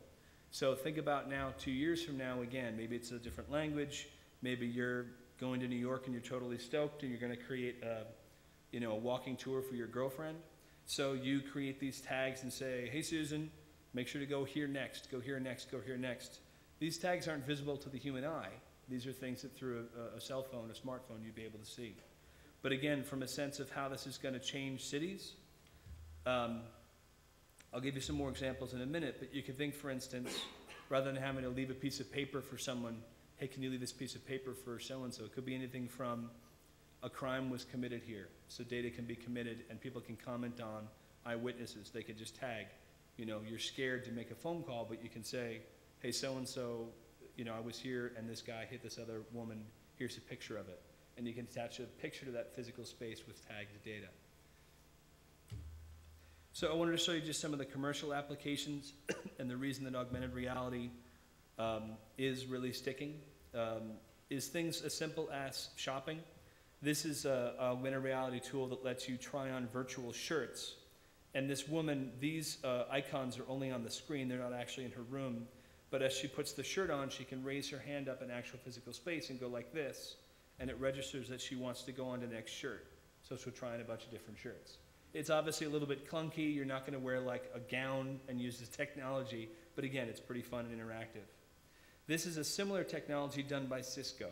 Again, when I see massive global organizations really working on a technology, that's when I say, pay attention. So this is something in store. She's trying on these different clothes and she's seeing how this dress look. And this is actually a mobile credit card reader. So at the end of the video, she says, well, great, how do I pay for this? And she says, you already have. So I'm like, maybe you should ask me before you charge me. But when you think about the ramifications of this for retail, if you studied how retail works, first of all, point of sale, right? That moment of influence where she's like, I don't know if I want the green. And she sees the blue and she's like, oh my God, I love the blue, right? What do you not want as this woman? Oh, the blue is in the back. Let me take 14 minutes and run and get it, right? Gone, lost the sale. She sees the blue, she's bought, great, can I charge you? Sure, boom, done, right? Supply chain issues, staffing issues, the ROI of this type of technology, massive. This, from a training perspective, this is BMW is doing this type of training. He's wearing these geeky goggles, right? But what he's looking at is the engine of a BMW car, and he sees a real-time video happening in his glasses. But I should say it's a real-time interactive video. He's knowing how, I think it's a carburetor. He sees how to remove a carburetor and which tools to use. You know what, I think I need to show that one to you while I'm explaining it. And I will mute the music because almost universally every augmented reality video has the cheesiest music ever. But you can see, again, BMW, a pretty significant company, investing a pretty big amount of money in this. He puts on these glasses. Let's move ahead. Yes, we see you wearing the glasses. But now this is what he sees, right? He wants to remove the yellow thing. You can tell I'm a mechanic. So he sees the tools he's supposed to use, right? Yes, I'm a big mechanic. Then the green thing. If he uses the wrong tool, it flashes red. If he takes out the wrong thing, it flashes red. Now, keep in mind, it's the right model of the car for the video he's using, but it's not like it's a pre-done video of that car. So now you start to see, and this technology is being utilized for medical facilities. Think about the fact if you're a Red Cross worker, right, and there's medical technology now for a child of a certain age, it's not going to be their femur that you're looking at, but you'll know, putting on these goggles, do this, apply pressure here, you'll see digital data in your glasses, save that life, right? Training, and think of any facility where normally maybe 3 or 4 hours for an entire one whole day, a manager has to walk someone around and give a tour the first time someone comes to work. Now they just say, hey, put the glasses on, your tour will take anywhere from 2 to 5 hours, depending how much you want to interact. And you can start to see how that's going to really affect things as well. So this is kind of fun. I have a concept called, that I coined, I think there's 7 people who know it. Please feel free to spread it, called virtual air rights. Because when I first learned about augmented reality about a year ago, sadly, one of the first things I thought is, I'm going to go to Times Square and festoon virtual images of clients, me, you know, whatever I want to do. And this is something a company's already started to do. The Read Write Web has done some awesome work, Marshall Kirkpatrick in the augmented reality space. And what this is a augmented reality app. Anytime you look at the BP logo, it has a pipe that's bursting, which is pretty funny. But what this guy, Jemai Casio, I interviewed him a number of months ago, what he talked about, though, is something similar walking down a grocery store. So say you're a Pepsi fan versus a Coke fan, right? Now when you walk down a grocery store and you're wearing these glasses, maybe every time a Pepsi logo comes up, or a Coke logo rather, if you don't like Coke, every time a Coke logo comes up, all you see are Pepsi products, right? So you walk down an aisle, I'll explain this again. Right, all this technology is, there's a technology, it's called markerless technology. Instead of it having to be a black X, now augmented reality tags can actually look like this bottle. So if I'm wearing these glasses and I see this bottle, pretend it's a Coke bottle and I hate Coke, right? For some reason I just hate it. Now I pick it up and it says Pepsi. Now I'm not going to buy it, right? It probably will say like fake Pepsi, or I don't know what it would say. But the point is that now what this talks about is trademark infringement. Right now, I can go to any store on the planet and I can put these virtual tags up and, again, festoon with my product, my companies, people I work for. There are no set laws yet for this virtual advertising arena. One of the reasons, again, this will affect us soon is Google Maps. If you leave your house right now, or I'm sorry, if you leave your house right now and you look to your left and you see a billboard for a certain movie, right? And then you go back to that same location in Google Maps. That billboard is space that Google can sell to their advertisers. It's essentially sort of Google sidebar ads, right? But if you start to wear these glasses as you walk down the street, less and less will you see the real world, more and more will you see the virtual. And companies may be pissed and say, I paid for that billboard. And their answer will be, you paid for it in the real world, now you have to pay fees for it in the virtual world. And we laugh, but newsflash, Google is doing it right now. Right? And if people get pissed and go, what are you doing? And they'll say, we own the platform. It's called Google, right? If you don't like it, then don't use Google Maps, right? Anyway, I think it's fascinating because there it is. So again, this is what I call virtual advertising rights. This is a product right now that exists where, along with seeing local subways in Paris, you can find the local Starbucks, the local McDonald's, the local whatever. Click on it and go. This is a project that was done in Prague. This is technology where you can essentially draw in virtual space. So one thing I want to do is I want to go to the Sheep's Meadow in Central Park, and I want to put up a virtual museum. Maybe it'll be the John Museum. I don't know. Maybe it'll be something for my kids. But either way, I'm going to put it there and then tell people about it and then see people walk there and hold their phones around and feel cool. This, again, is something, it's an augmented reality shirt where this guy has tagged himself. All this, I'm trying to explain that this is just going to happen. It's already happening now. 5 years from now, this wall will be the dedicated augmented reality wall, right? And for or you'll probably call it something different. You'll just call it the virtual billboard, right? So this series, the icon, from that big yellow logo for the thing will be put up there. But you guys, David, you won't have to worry about spending $500 for a big poster. You just hang it up there. And then during the conference, during the talk, you could post a lot of things and say, hey, nice talk. You'll be grading me on my talk with tags in real time that will go on Twitter and that will be geared for SEO and Google. I don't mean to tell you that you're going to be doing this, but I'm pretty sure it's going to happen. This is something from a city standpoint. I wanted to get some very city-specific augmented reality stuff. Layar is a company that's doing a lot of great work in Amsterdam. There's a technology now where when you go through a city, you can see historical photos of buildings you look at. So if you want to see, for instance, what Grand Central Terminal looked like before they tore it down in 1908 or whatever it was, you can see actual historical photos.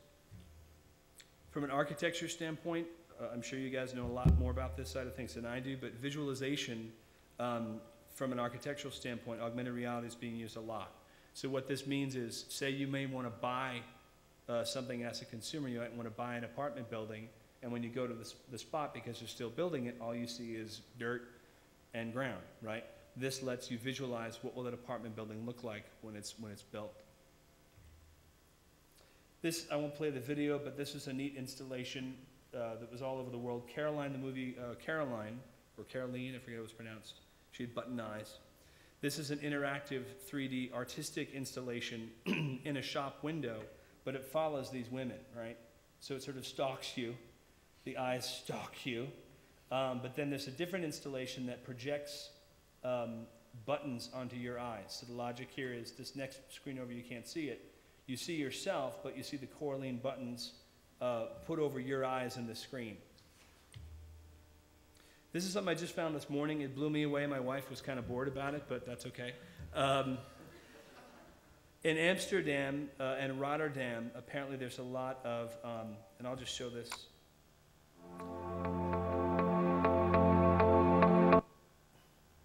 Apparently there's a lot of crime against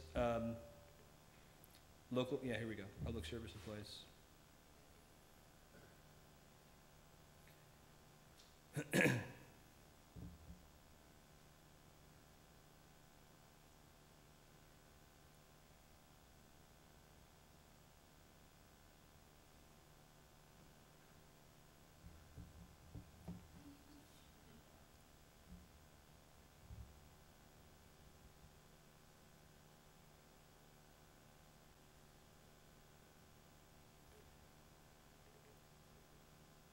So from a city perspective, the reason this blew me away, and again, in terms of the work I do for social media and public relations, more and more influence is about either entertainment or involving someone in an event. And in this case, what I find so fascinating is these people see themselves doing something they normally do. They normally would stand there and watch someone get beat up, apparently, right? But now it's pointed out to them, hey, you're standing there watching someone get beaten up. What if that was you? What if that was your wife or your child? So, and the blue screen, yeah. It's always funny. Hey, I'm a dumbass. Take a picture. I think at the end of it, it goes here and says, so then it gives messages of what to do, right? And this is where I think, from a city standpoint, this starts to get really interesting. Ask others for help. Speak out together. Stay with the victim. Make photos. Oh, there we go. So I'm wrapping up. I'm almost done here. This is cool. I tweeted this guy today because he started following me on Twitter. This is one of the more advanced technologies that we're working on.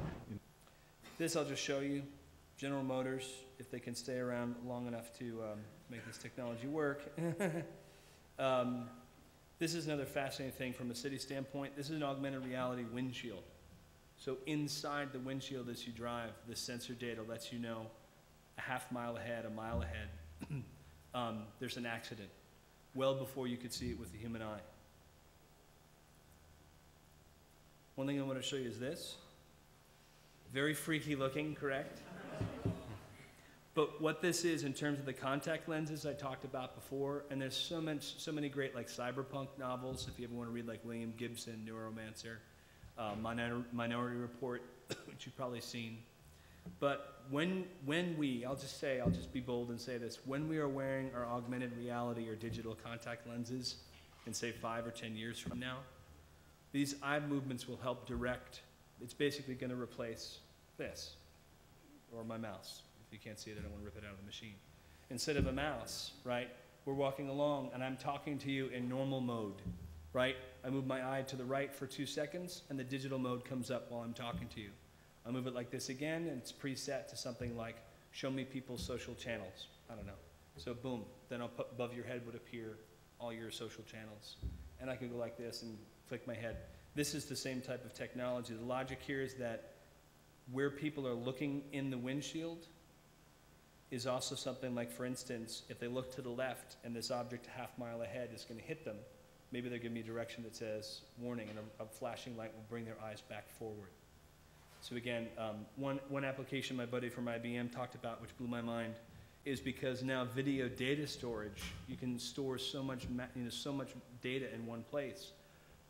Both my grandmothers sadly had Alzheimer's disease, and it really sucked to watch them, go through that dementia, where, especially when they got to that point where they knew they were forgetting who you were, sucked, right? So think about facial recognition combined with massive storage data. If my grandmother, if I'd walked into the room and on her glasses she saw, this is your grandson, John. Hey, John. She doesn't actually have to remember that I'm John. Or boom, you haven't eaten. Go eat, right? And there's little lights that lead her to her cabinet and tell her what to eat, right? This technology is here now. It's just not ubiquitous. It's not necessarily affordable, right? Think about this. Every interaction that we probably will have, again, 5, 10 years from now, video storage is so cheap. I have a conversation with David here for 10 minutes after we're done. I record it, and 5 years from now, I'm walking around and I say, I press the button that says, bring up video footage or show who I have video saved about. And I look around and David happens to be at South by Southwest across the aisle. So it pops up and says, David. And I go, oh, I don't remember David. Sorry about it. I don't remember, And it plays back and rewinds to this night and plays back the 10 minutes of our interaction together, right? We can start storing that much video data. And again, if you're suffering from dementia, et cetera, you can remember, hey, this morning you did this. This afternoon you did this. Yep. All right, almost done. Parking. Just want to see how much. Parking using RFID in San Francisco. Think about this: if you were driving to work and there's 10 spots that are coveted, you really need that spot. On your dashboard, it can say, hey, there's 8 spots left. Do you want to buy it? You click yes. It charges you $5 for that spot via your credit card. Then when you get to your spot, instead of going around that one extra time, you park, right? Who benefits? You are psyched because you get to park in a spot. The city benefits because they get that extra $5. And you just not going around the block one more time saves a certain amount of negative carbon emissions. If you think about this type of stuff amplified to a New York City, how smart parking could, drastically affect negative carbon emissions, pretty exciting. This is a similar technology where you can actually see carbon dioxide levels. This is something pretty basic, but this is a path leading you to a door during a fire. You may think, well, that's not that sexy. Well, this is now completely covered in smoke. You're holding up your phone, and what you're seeing is the path as according to the plans of that building.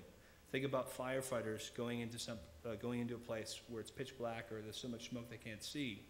What there is floor plans housed with the city that they can know every building that has been registered, and they can say you're going into 11 Smith Street, and they will see the path of where things should be. Now, of course, if you've moved your bathroom or something, they may be screwed, but you get the idea. This is my buddy Jack, who I talked about. He's an Uber geek. I'll end with this. This is where we're going to be in a couple of years. I'll let you read it.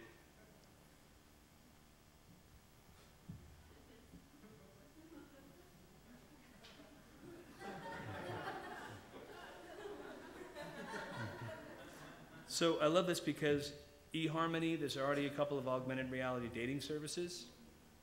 And that's essentially what this is. That means if you were registered with eHarmony and wanted to meet a man or a woman of a certain type, and you were at a bar, you could turn on a button that says, where are the local eHarmony-ites, or whatever. And it'd be like, oh, she's across the bar. Boop, and here's her likes and dislikes. This is gonna drastically, this is paradigm shifting. This isn't just a cool, neat technology. All this stuff converging is a cultural shift. My son, who's 7, can now pick up women in a geeky way, right? Because on his contact lenses, he's gonna see, oh, hey, she friended me a week ago and I didn't know who she was on Twitter. And oh, I look over here on LinkedIn by moving my eye to the left and she likes blues music, so do I. And oh, she hates it when guys try to pick her up at bars because I read a blog post she wrote 2 weeks ago. Like that. And he goes, okay, I know she likes coffee. I'll meet her at Starbucks tomorrow. And I know from data that she's allowed people to see that she goes to this Starbucks 3 blocks away. So I'll just happen to be there when she shows up and I'll buy her a latte, right? This is, I'm kind of hyperbolizing for effect, but it's here. And this is just a sort of free-form thing I did in terms of the types of experiences that we'll have. But anyway, there it is. Some people worry that we'll have a landscape. Advertisers will litter. We'll have visual spam. That's what that's about. If you want to ask me, I'm out of time, but I'm working with a couple of guys, Jack from IBM. We have a sort of a movement. It's not really a company called Outer Next instead of Outer Net, because we're both excited and concerned about where some of this technology will go, especially in terms of privacy. I have kids. I don't want you to know certain data about my kids, and you should be allowed to choose. Like on Facebook, there's been a lot of difficulties. Most people don't understand their privacy data, and that's it.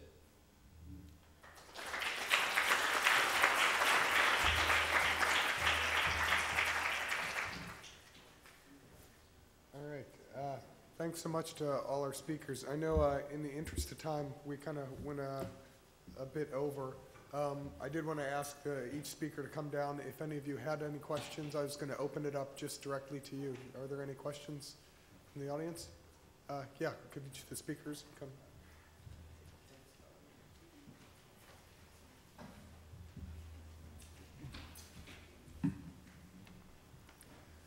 Go ahead. Go ahead.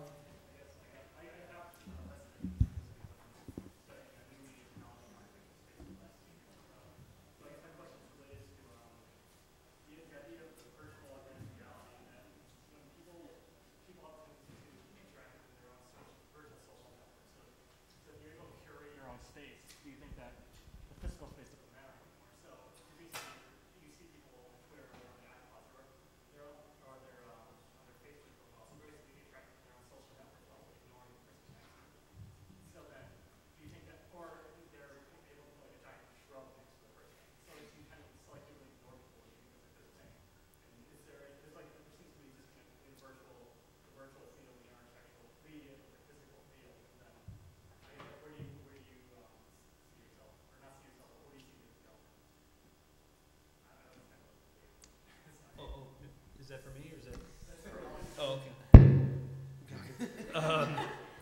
I see it go. They're very live. These are very live. I think it's like any technology. It's about your choice. You know, 3 years ago, people would say 140 characters. I tell you what sandwich I ate. You're crazy. And now people have understood that beyond it just being Twitter being a tool that you can talk about what you've done. It's a great business development tool. It's geo-tagged. It's cultural. To your point, it's very social, very mood-focused, et cetera. Again, technology, I try not to lionize or demonize it, like I said. You may decide you want to have you don't want to see homeless people, you just want to see shrubs. What's going to be fascinating to me is when it becomes mandated. You know, when certain companies may say, because of my intellectual property rights, I will not allow you to walk down a grocery store and only see Pepsi versus Coke. What's going to be tough, though, is I don't know how they're going to mandate it because it's my device. I walk into that grocery store, you can't tell me what to do on my device. So I don't know if that's answering your question. Why I'm fascinated about it is that I think there's a huge amount of positive things with this convergence of technologies, medical, teaching, all that stuff I mentioned. But there's just as many things to be wary of, virtual spamming, people ignoring cultural interactions. So I think it's like any major technology. It's like the internet, right? 10 years ago or 9 years ago or 8 years ago, people might say, do you think the internet is a good thing? And the answer now would be, what do you say? You know? I guess also a follow-up question, you see the ability to do media technology for rather than just through screens or beyond just visual data network that's kind of just showing like motions, rather it actually kind of breaks the virtual identity. But basically what you exhibit on Facebook, like my constructed identity, you see like if there's any interaction between like the user interacting with the physical space that is able to connect them through to other users. And I guess do you see any connections between rather than just adding another layer via the screen, like on the future? I mean, I think, I don't know if this is working. Okay, we got that far. You know, I remember in the mid-90s when people were talking about, you know, virtual reality, and it was like, ooh, you know, Gibson, ooh, you know, what's going to happen to architecture? It's going to be rendered obsolete, and physicality was somehow in crisis, and materiality was not cool, and so architects sort of went totally digital studio, paperless studios right here at Columbia.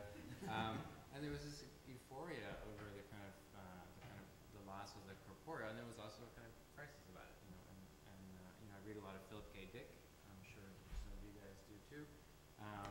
Reading a lot of William Gibson. You know, there were science fiction sort of projections about a post-corporeal world, and then there were these incredible sort of reactions to them. There's incredible Philip K. Dick novel where, you know, the body is somehow obsolete, and when he encounters a physical person, he notices a strange smell, and it's his wife. He's never met her, but he's repulsed by the smell. They sort of decide to sort of separate again.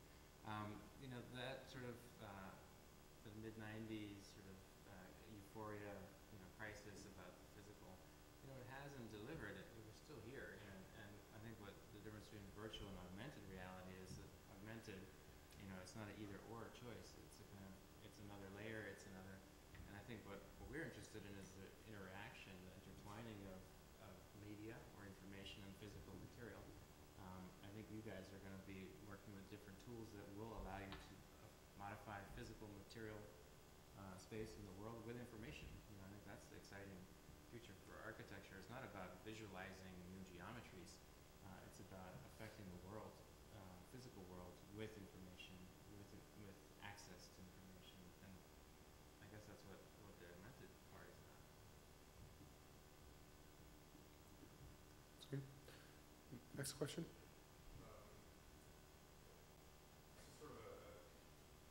This is a really loose question, but if you guys could have your way, what sort of legislation isn't really the right word, but you know, when the internet was founded, there were a series of standards, and so what do you think, if you had your way, you would implement on that sort of a, not global, but perhaps national scale to unify things? Would it be, you know, just one virtual world, or what? I guess that's for everybody or anybody who wants to answer. I think, again, this guy Jack, who I know I'm talking about like he's my geek dad, but he kind of is. You know, IBM had some of the earliest social computing guidelines well before most social media policies. And it's like this 3-page thing you can still find online where they talk about how, it's mainly for IBM employees because they did a lot of the leading work in Second Life. So it's pretty cool. Like, you know, at my firm, the social media policy is about 10 or 11 points. It's relatively nuanced, but it's stuff like, in your Twitter bio, acknowledge that you work for a PR firm, right? So my name, you'll see in my Twitter bio, I work in. This is, in Second Life, acknowledge that your avatar works for IBM if, you know, if asked. So what's pretty cool about that is it gives a good sense of where are you and who are you. And so I think for me the main thing I would want is, first of all, I don't think you can uniformly dictate globally, you know, privacy issues. There's just sort of European mores versus the States. I think what's critical, and Facebook is a great, you know, they are the biggest website on the planet, period. That's a fact, right? Right now, I think it's like 60% of people don't understand how to use the privacy settings on Facebook. It's not a question of whether they do it right or wrong. They don't understand about them, right? So I think the main thing I would want, this outer next thing that we've started, which we'll be happy to have you join. Really, all you do is click on the wiki and write something, but is that people are educated about these different technologies and all this data. Like, you know, if you don't know it, it's funny that people are scared about, like, oh, I'm worried about Foursquare or Gowalla. I don't want to let people know where I am. I'm like, well, look, if you have even a basic cell phone, not a smartphone, you know, through GPS technology, you know, take the battery out and turn it off, or else someone's going to be able to know where you are. So I think education is the main thing about, like, if you want to share this data when you're kind of a public persona, then turn into A. When you want to try not to have certain data shown, I don't want a Google Map showing my house, you know. I think we're in an era where people really don't get privacy, and that's one of the reasons I wrote that book, The Tactical Transparency. So I think the main thing I want to do is educate people and make sure that they have options very clearly delineated for what they can choose, if that makes sense.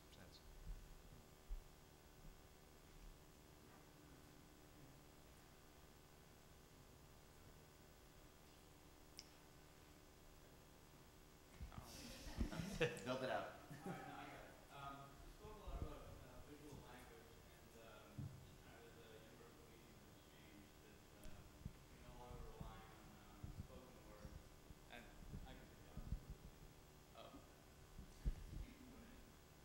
Hello? Okay, so the potentials beyond the spoken word for sort of universal exchange of information. What do you think that does then to the social sphere and interaction among people? Do we communicate solely through image exchange? I mean, is this conversation we're having even possible in the future? I mean, of course we can all speak, but if it's preferred to communicate through imagery, what happens to the social exchange? I don't know. I mean, I just have an initial reaction. I mean, I think that I think we'll probably just diversify, right? But social exchange will mean something different, but I think we're still going to talk to each other. It's the easiest way to communicate, right? I don't think we're going to eliminate that certain kind of communication. We're just kind of to diversify or multitask or become these crazy multitaskers where our way of communicating or speaking also involves kind of flips of images or flips of texts and video and other types of things. But I think that it doesn't eliminate the type of interaction we're having right now. I think we're still having it. I mean, it might make these interactions more valuable. I mean, you know, the claim that you know, email was going to obliterate, you know, personal interaction. Well, the handshake now is somehow more meaningful. You know, if you write a handwritten letter, you know, a handwritten thank you note today means more than it did when, you know, 10 years ago. So I think that's right. It's a diversified sort of set of channels. I could send an email, I could send a text, I could call, I could send a fax, you know. But sometimes you want to send a text, you don't want to call, because you don't want that, you know, that awkwardness. So you send a text. We just have more choices now, and you know, we just have to learn to choose which ones are more appropriate and invest in the ones at the right if you wrote a handwritten thank you letter, it would be a really special thing, and you would do it very selectively, you know, because you don't have that much time, but it means so much more than an email. So I think it's just going to shift the values on different modes of communication. I don't think they'll be rendered obsolete, or maybe the fax will. First of all, I don't want any of you talking to me ever again. No, I'm just kidding. Don't talk to me in the future. I agree with both of you guys. I'll play the futurist card and say that I think what's going to be interesting is who we decide to talk to is that's what's going to change. Like now, I did biz dev for a couple of years at my last company, and you know, had to look at someone's name tag and be like, oh, I really want to work with Sarah at Columbia, and I'd have to see, are you attending the conference, if I even was given that information, and then I'd have to see on your name tag, and then I'd have to stalk you, right, to try to talk to you, right? That was my job, to stalk people professionally, in a good way. Now, I go to a conference 5 years from now, actually even now, this year in South by Southwest, there were QR codes in our tags, right, my name tag. So within a couple of years, I'm gonna look around a room, say you were all here, and what I need to reach is a CMO or someone who's a VP of marketing, and there are two of you. I sweep the room like that, I know who I have to talk to, right? So the dynamic of who we choose to talk to, I think, will drastically change. And I think how we choose who we speak to, again, I think about GPS when I think to myself, like, no, this can't happen. This won't change. And how many of you looked at a map when you drive? Anybody? How many of you would know how to use a map if you were stuck? My son is going to look at a map and, yeah, Sean, my buddy Sean in the back, give it up. But it's the same type of thing. I think the GPS model is a very interesting one to follow in terms of how will you selectify? I keep using words that don't exist, but Shakespeare made up his own words. How will you select who you're going to talk to? That's what's going to change. Yeah, but then wouldn't you also knowing that change the way that you behave with your information, right? So like if these become really popular, like I would not blog anymore. I would not, you know, like I would not put up my CV on I would, you know, like you would almost be better as a blank person than a person that had all these problems with them. Or you could become more of a self-promoter. You could become a kind of crazy self-promoter. You could put all this kind of fictitious information. I mean, I think that the way that we advertise ourselves would totally change if these types of programs were available. Right? Like, one of the tricky things with that, and actually, and just because I kind of read all these tech blogs too, because I'm in New York, is one of the growing trends in the internet in general is just reputation management. And it's not what you post about yourself, it's what everyone in this room posted about you. And that's available on the QR code. So how do people start to track that? And to your question about who you talk to, there's an interesting Foursquare mashup that tracks where people are that you don't want to see. So you don't go to those bars. You know, because they check in and I say, well, that person's at that bar, I don't want to go there tonight. And it's already, I mean, that's already happening. Oh, by the way, one of the biggest, guess who uses social media technology for one of those applications? HR managers, right? And to your point, guess who uses it? Guess what's one of the first things that's de rigueur now when I get your resume and you've made it to past the first slush pile, is I Google you. Oh, you have a picture of a lampshade on your head from Facebook from 3 years ago, and oh, data that's publicly available says that you happen to be a child molester. Next. One of our clients is Monster. Done deal. It's happening now. When you go for your job, assume. Don't just think, oh, I wonder. Assume people will Google you before you might get an interview.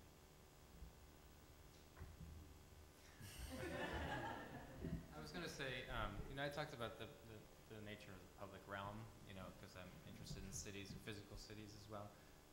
And, you know, the question about, you know, what is public space and who's the public and how is the public constructed and how does it sort of present itself in public? What's the decorum of the public realm that you would have that's different from your bedroom?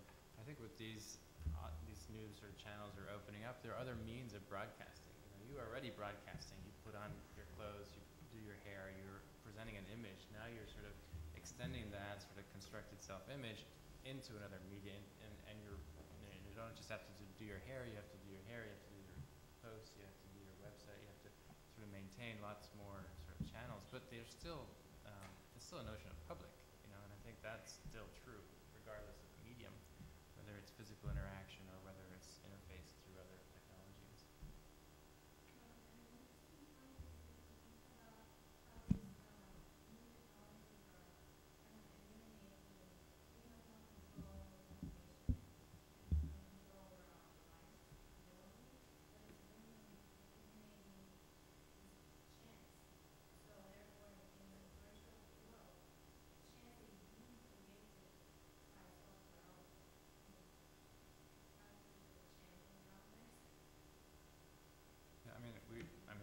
That's interesting. We did a project for a pharmaceutical company that wanted to develop a new lab space, and they said, how do you design a space for innovation? And at MIT, that's something people are interested in. How do you, as architects, create better innovation? And we interviewed a number of scientists, and they said, you know what, sometimes innovation happens through a chance encounter. You know, I ran into so-and-so scientists in the elevator on my way to my office. You know what, how do we sort of script those encounters into the architectural circulation so that scientists are meeting each other, having those conversations, having those potentially breakthroughs. I mean, it's pretty mundane, but I think it is something that people are thinking about, how architecture produces those encounters, and how do we as architects sort of script those circulatory paths to maximize those potential encounters, hoping to produce that serendipitous moment. I mean, I think serendipity, you know, could be engineered. Yeah, I think it's, oh, sorry. There's a question. If you have follow-up. I was just going to ask what you think about the argument that all these technologies, which were are made to be super efficient, like augmented reality or even most basic email, the argument that these things are actually make things less efficient because now you spend so much time learning the technology, and half the day at work is spent on email. And also you become so reliant on these technologies. Like, if you need to hold your phone up like this to be able to know where you're going, or you need some glasses or contacts or something, then what if it breaks and you don't even know like anything? You know, the most basic example of this is, remember we all used to know phone numbers, and then as soon as we got cell phones, like I don't even know my brother's number. You know, like the only numbers I know are my friends from 10 years ago or so. So this is okay with phone numbers, but like, what if this is everything? And I think also that there's some certain saturation. There's like, you become too saturated with these things. There's only so much that you can handle. So I think that, you know, like as one technology is pushed and then another one is pushed, that these things, for me, I'm like very stressed out about this because for like everybody walking around with like knowing nothing, you know, it's just, I don't know, what do you think of this? There's no regulation on any of this. Well, one thing you just said fascinated me. You said something to the effect of, with phone numbers, I don't remember any phone numbers, and that's okay with phone numbers. Like, that's not okay with phone numbers, but okay. I mean, if it's just for one thing, you know, I can deal with but the reason, okay, no, if, in terms of you're dealing with it, that's funny. In terms of what I thought you were going for there was that it's okay to, if you were saying this, we've forgotten, like I'm like you know, I'm 41, I used to know, I think, like 30 phone numbers. My son will never have to know that many phone numbers. And I'm sure that someone here could probably tell me technology, medical otherwise, about a certain lobe of brains now that won't get developed with certain mathematical skills, truly, because we can't memorize 9 or 10 digit numbers. I think it's not really an argument, it's just a fact. What now does your brain have space for? And this is, I'm not a cognitive like therapist, or my dad's a psychiatrist, but what is the space now available for? What's the sort of hard or soft, the hard drive? I think it really is, whether it's a purist or a technologist or whatever else, you know, I would say one thing is I hope for your stress, you know, like some things you just gotta accept, you know, like you may not wanna watch shows via TiVo, but maybe you wanna skip ads, right? Most people would say ads suck, I wanna fast forward them. So buying a TiVo there might unstress you because you don't want ads. I don't mean you, I mean one. But, you know, the day that your choice is completely taken away from you, I agree, that's really sad. In terms of all these technologies, these glasses making all these choices for you, is it a concern? Oh yeah, it's a huge one of mine. That's why I'm fascinated by it. Because I think a lot of these things that people do, they just go, cool, I put this box in my car and I never have to read a map again, sweet. What if I program your GPS to always drive an extra quarter of a mile because I work for a gas company, oil company rather, and I want you to expend that extra amount of money on gas. Maybe the GPS people have a deal with BP, right? Maybe they do, I don't know. Is it a concern? Sure. But it's like saying, you know, if you want to get concerned about technology, even, you know, when books were first introduced, you can read, you know, when the printing press first came about, there was this great uproar with certain, you know, priests and whatever else, like, this technology will destroy minds. And it's true, right? It's true.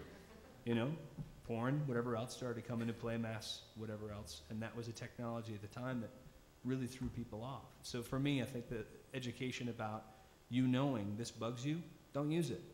You know, you don't have to put contact lenses into your eyes. But you can't not use it because then you're at a disadvantage. That's the thing, it's not really a choice.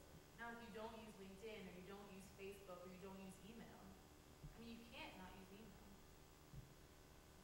Well, it'd be hard to operate without it. You've got a good point. No, I'm serious. You're true. But one thing is that, like, certain things that's interesting too, like wikis. Like, I love, you guys know what wikis are? It's a website that you can go to and multiple people can change and update and iterate in one space. There's a lot of companies like Basecamp that have sort of, you know, in terms of time saving, if you use wikis, companies, they have studies that, like, it would say 40 to 60% of your day.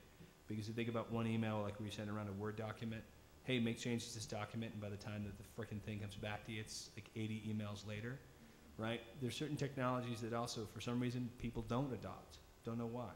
They just don't. But, you know, you have a point. You'd be at a disadvantage, but it's also like saying, I hate cars, so I'm going to walk everywhere. I hate planes. I'm not going to fly. You can make those choices. Some people do.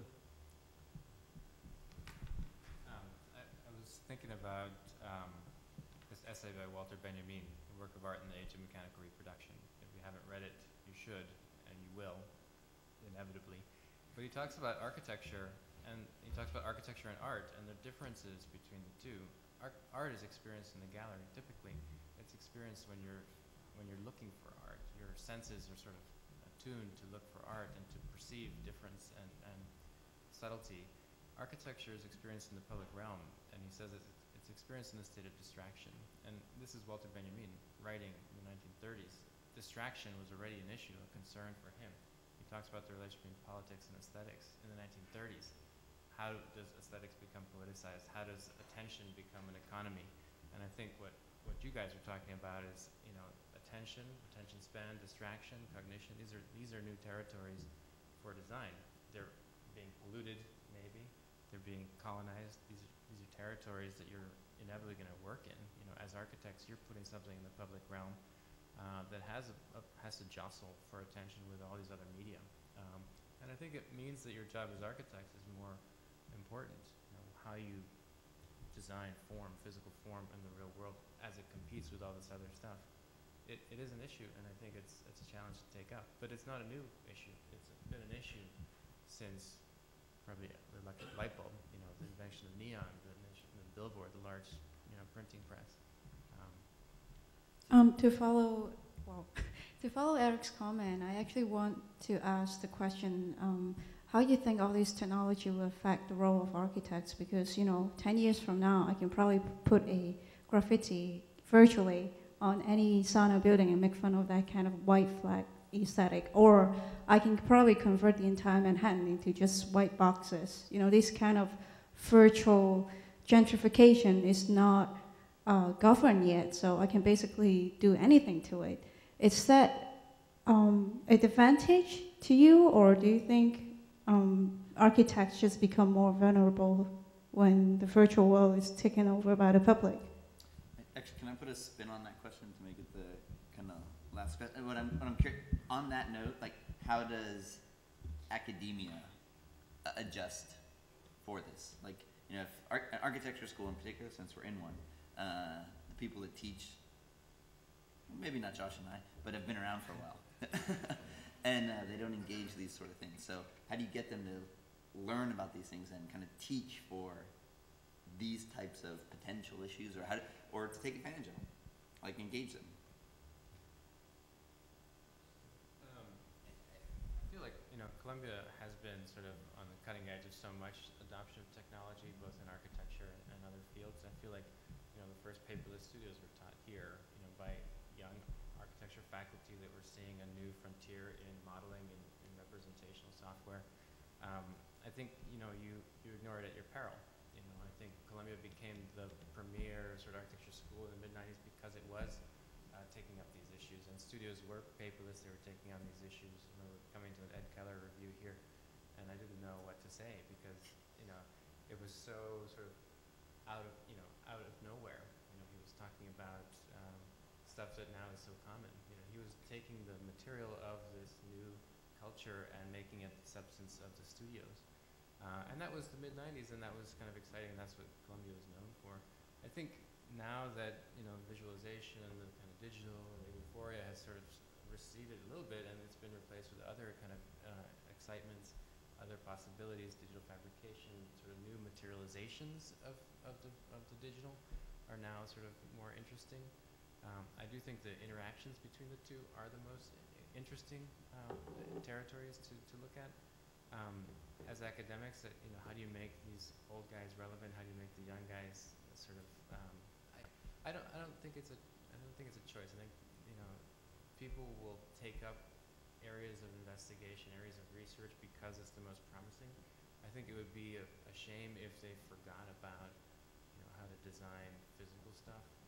And I don't think that'll ever happen. For all the paperless studios taught here, we still have to make physical material things, and we still go home and sleep on hard or soft surfaces. The tactile. I think there was a question about the sensorial. There was a kind of prejudice towards the optical, and I think something like that was also a concern in the mid-90s. Like, oh, we're going to lose our bodies. We're not going to be able to smell anymore. That's such a false choice, and these kind of sensorial environments are territories for architects to take on. They have been, they will be, and they'll continue to be, but now we're responsible for more than just five senses. Now we have to design things in the world that have other layers, and I think it's exciting. It's super exciting. It's not something to be afraid of. I think it's something it's a challenge. It's to be taken up, and not to say I'm only going to deal with wood, or that's one position, kind of tectonics position, and then there's the kind of digital euphoria. I'm only going to deal with these geometries, but I think the most productive territory is that sort of messy, dirty sort of space in between, intertwined. Yeah, I couldn't agree more with the messy, dirty space in the middle idea. I think it's one of the most exciting times to be alive, to be honest, in the sense of, I remember years ago as an actor when I did temp work, I did a lot of transcription work, and it was when the internet was first really coming into play. That's how old I am.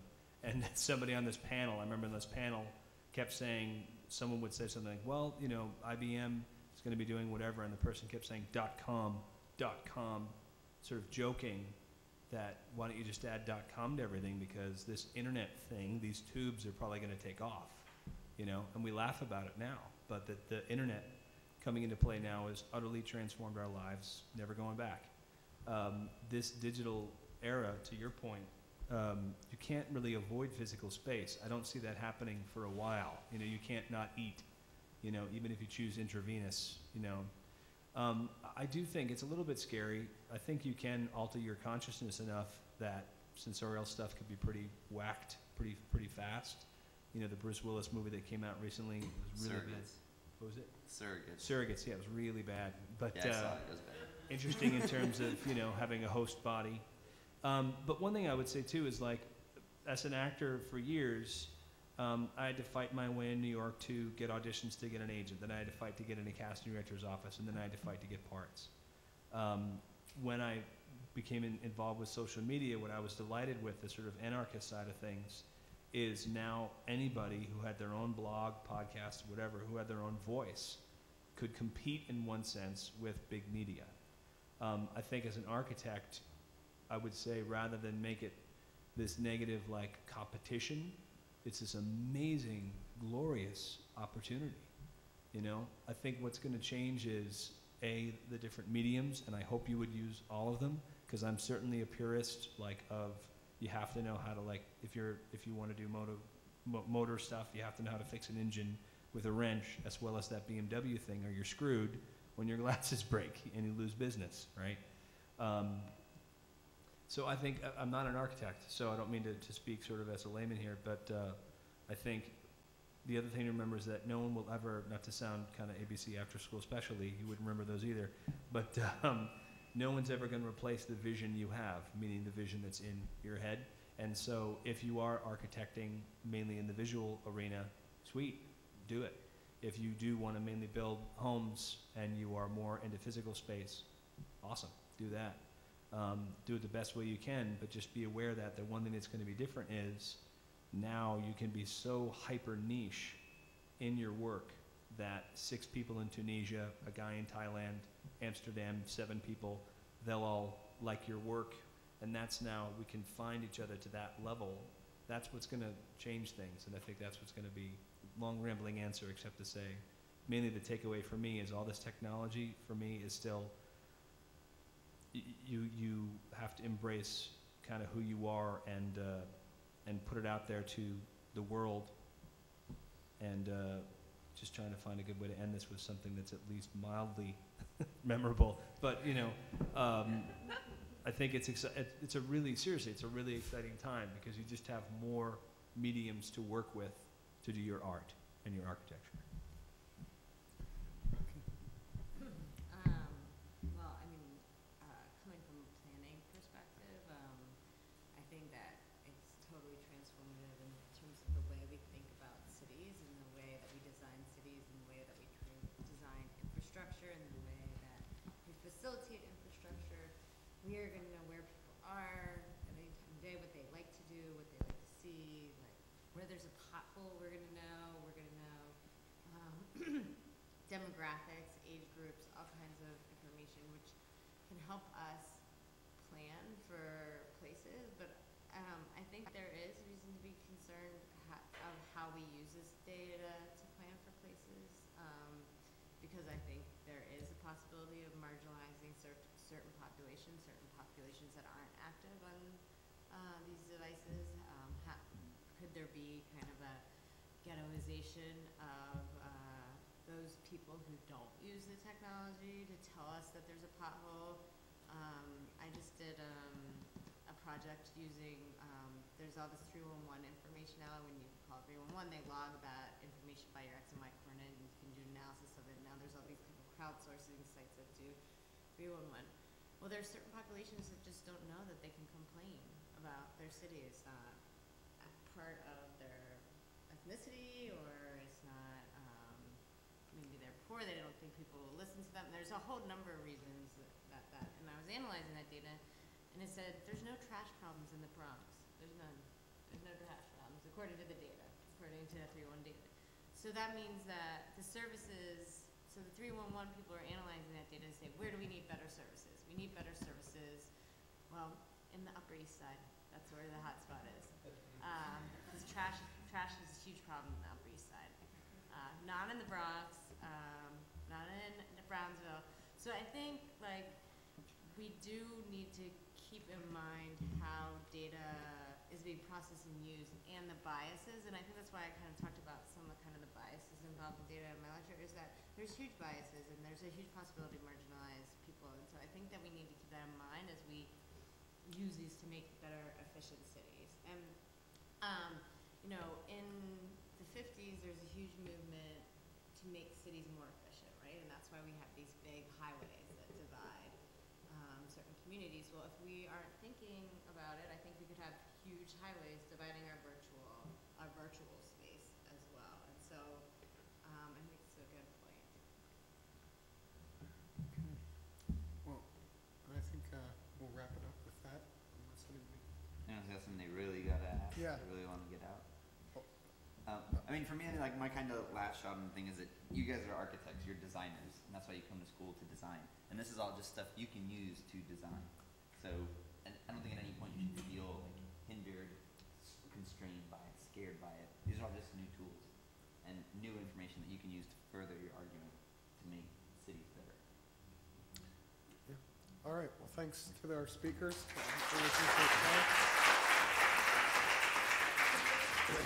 Thank you all for coming.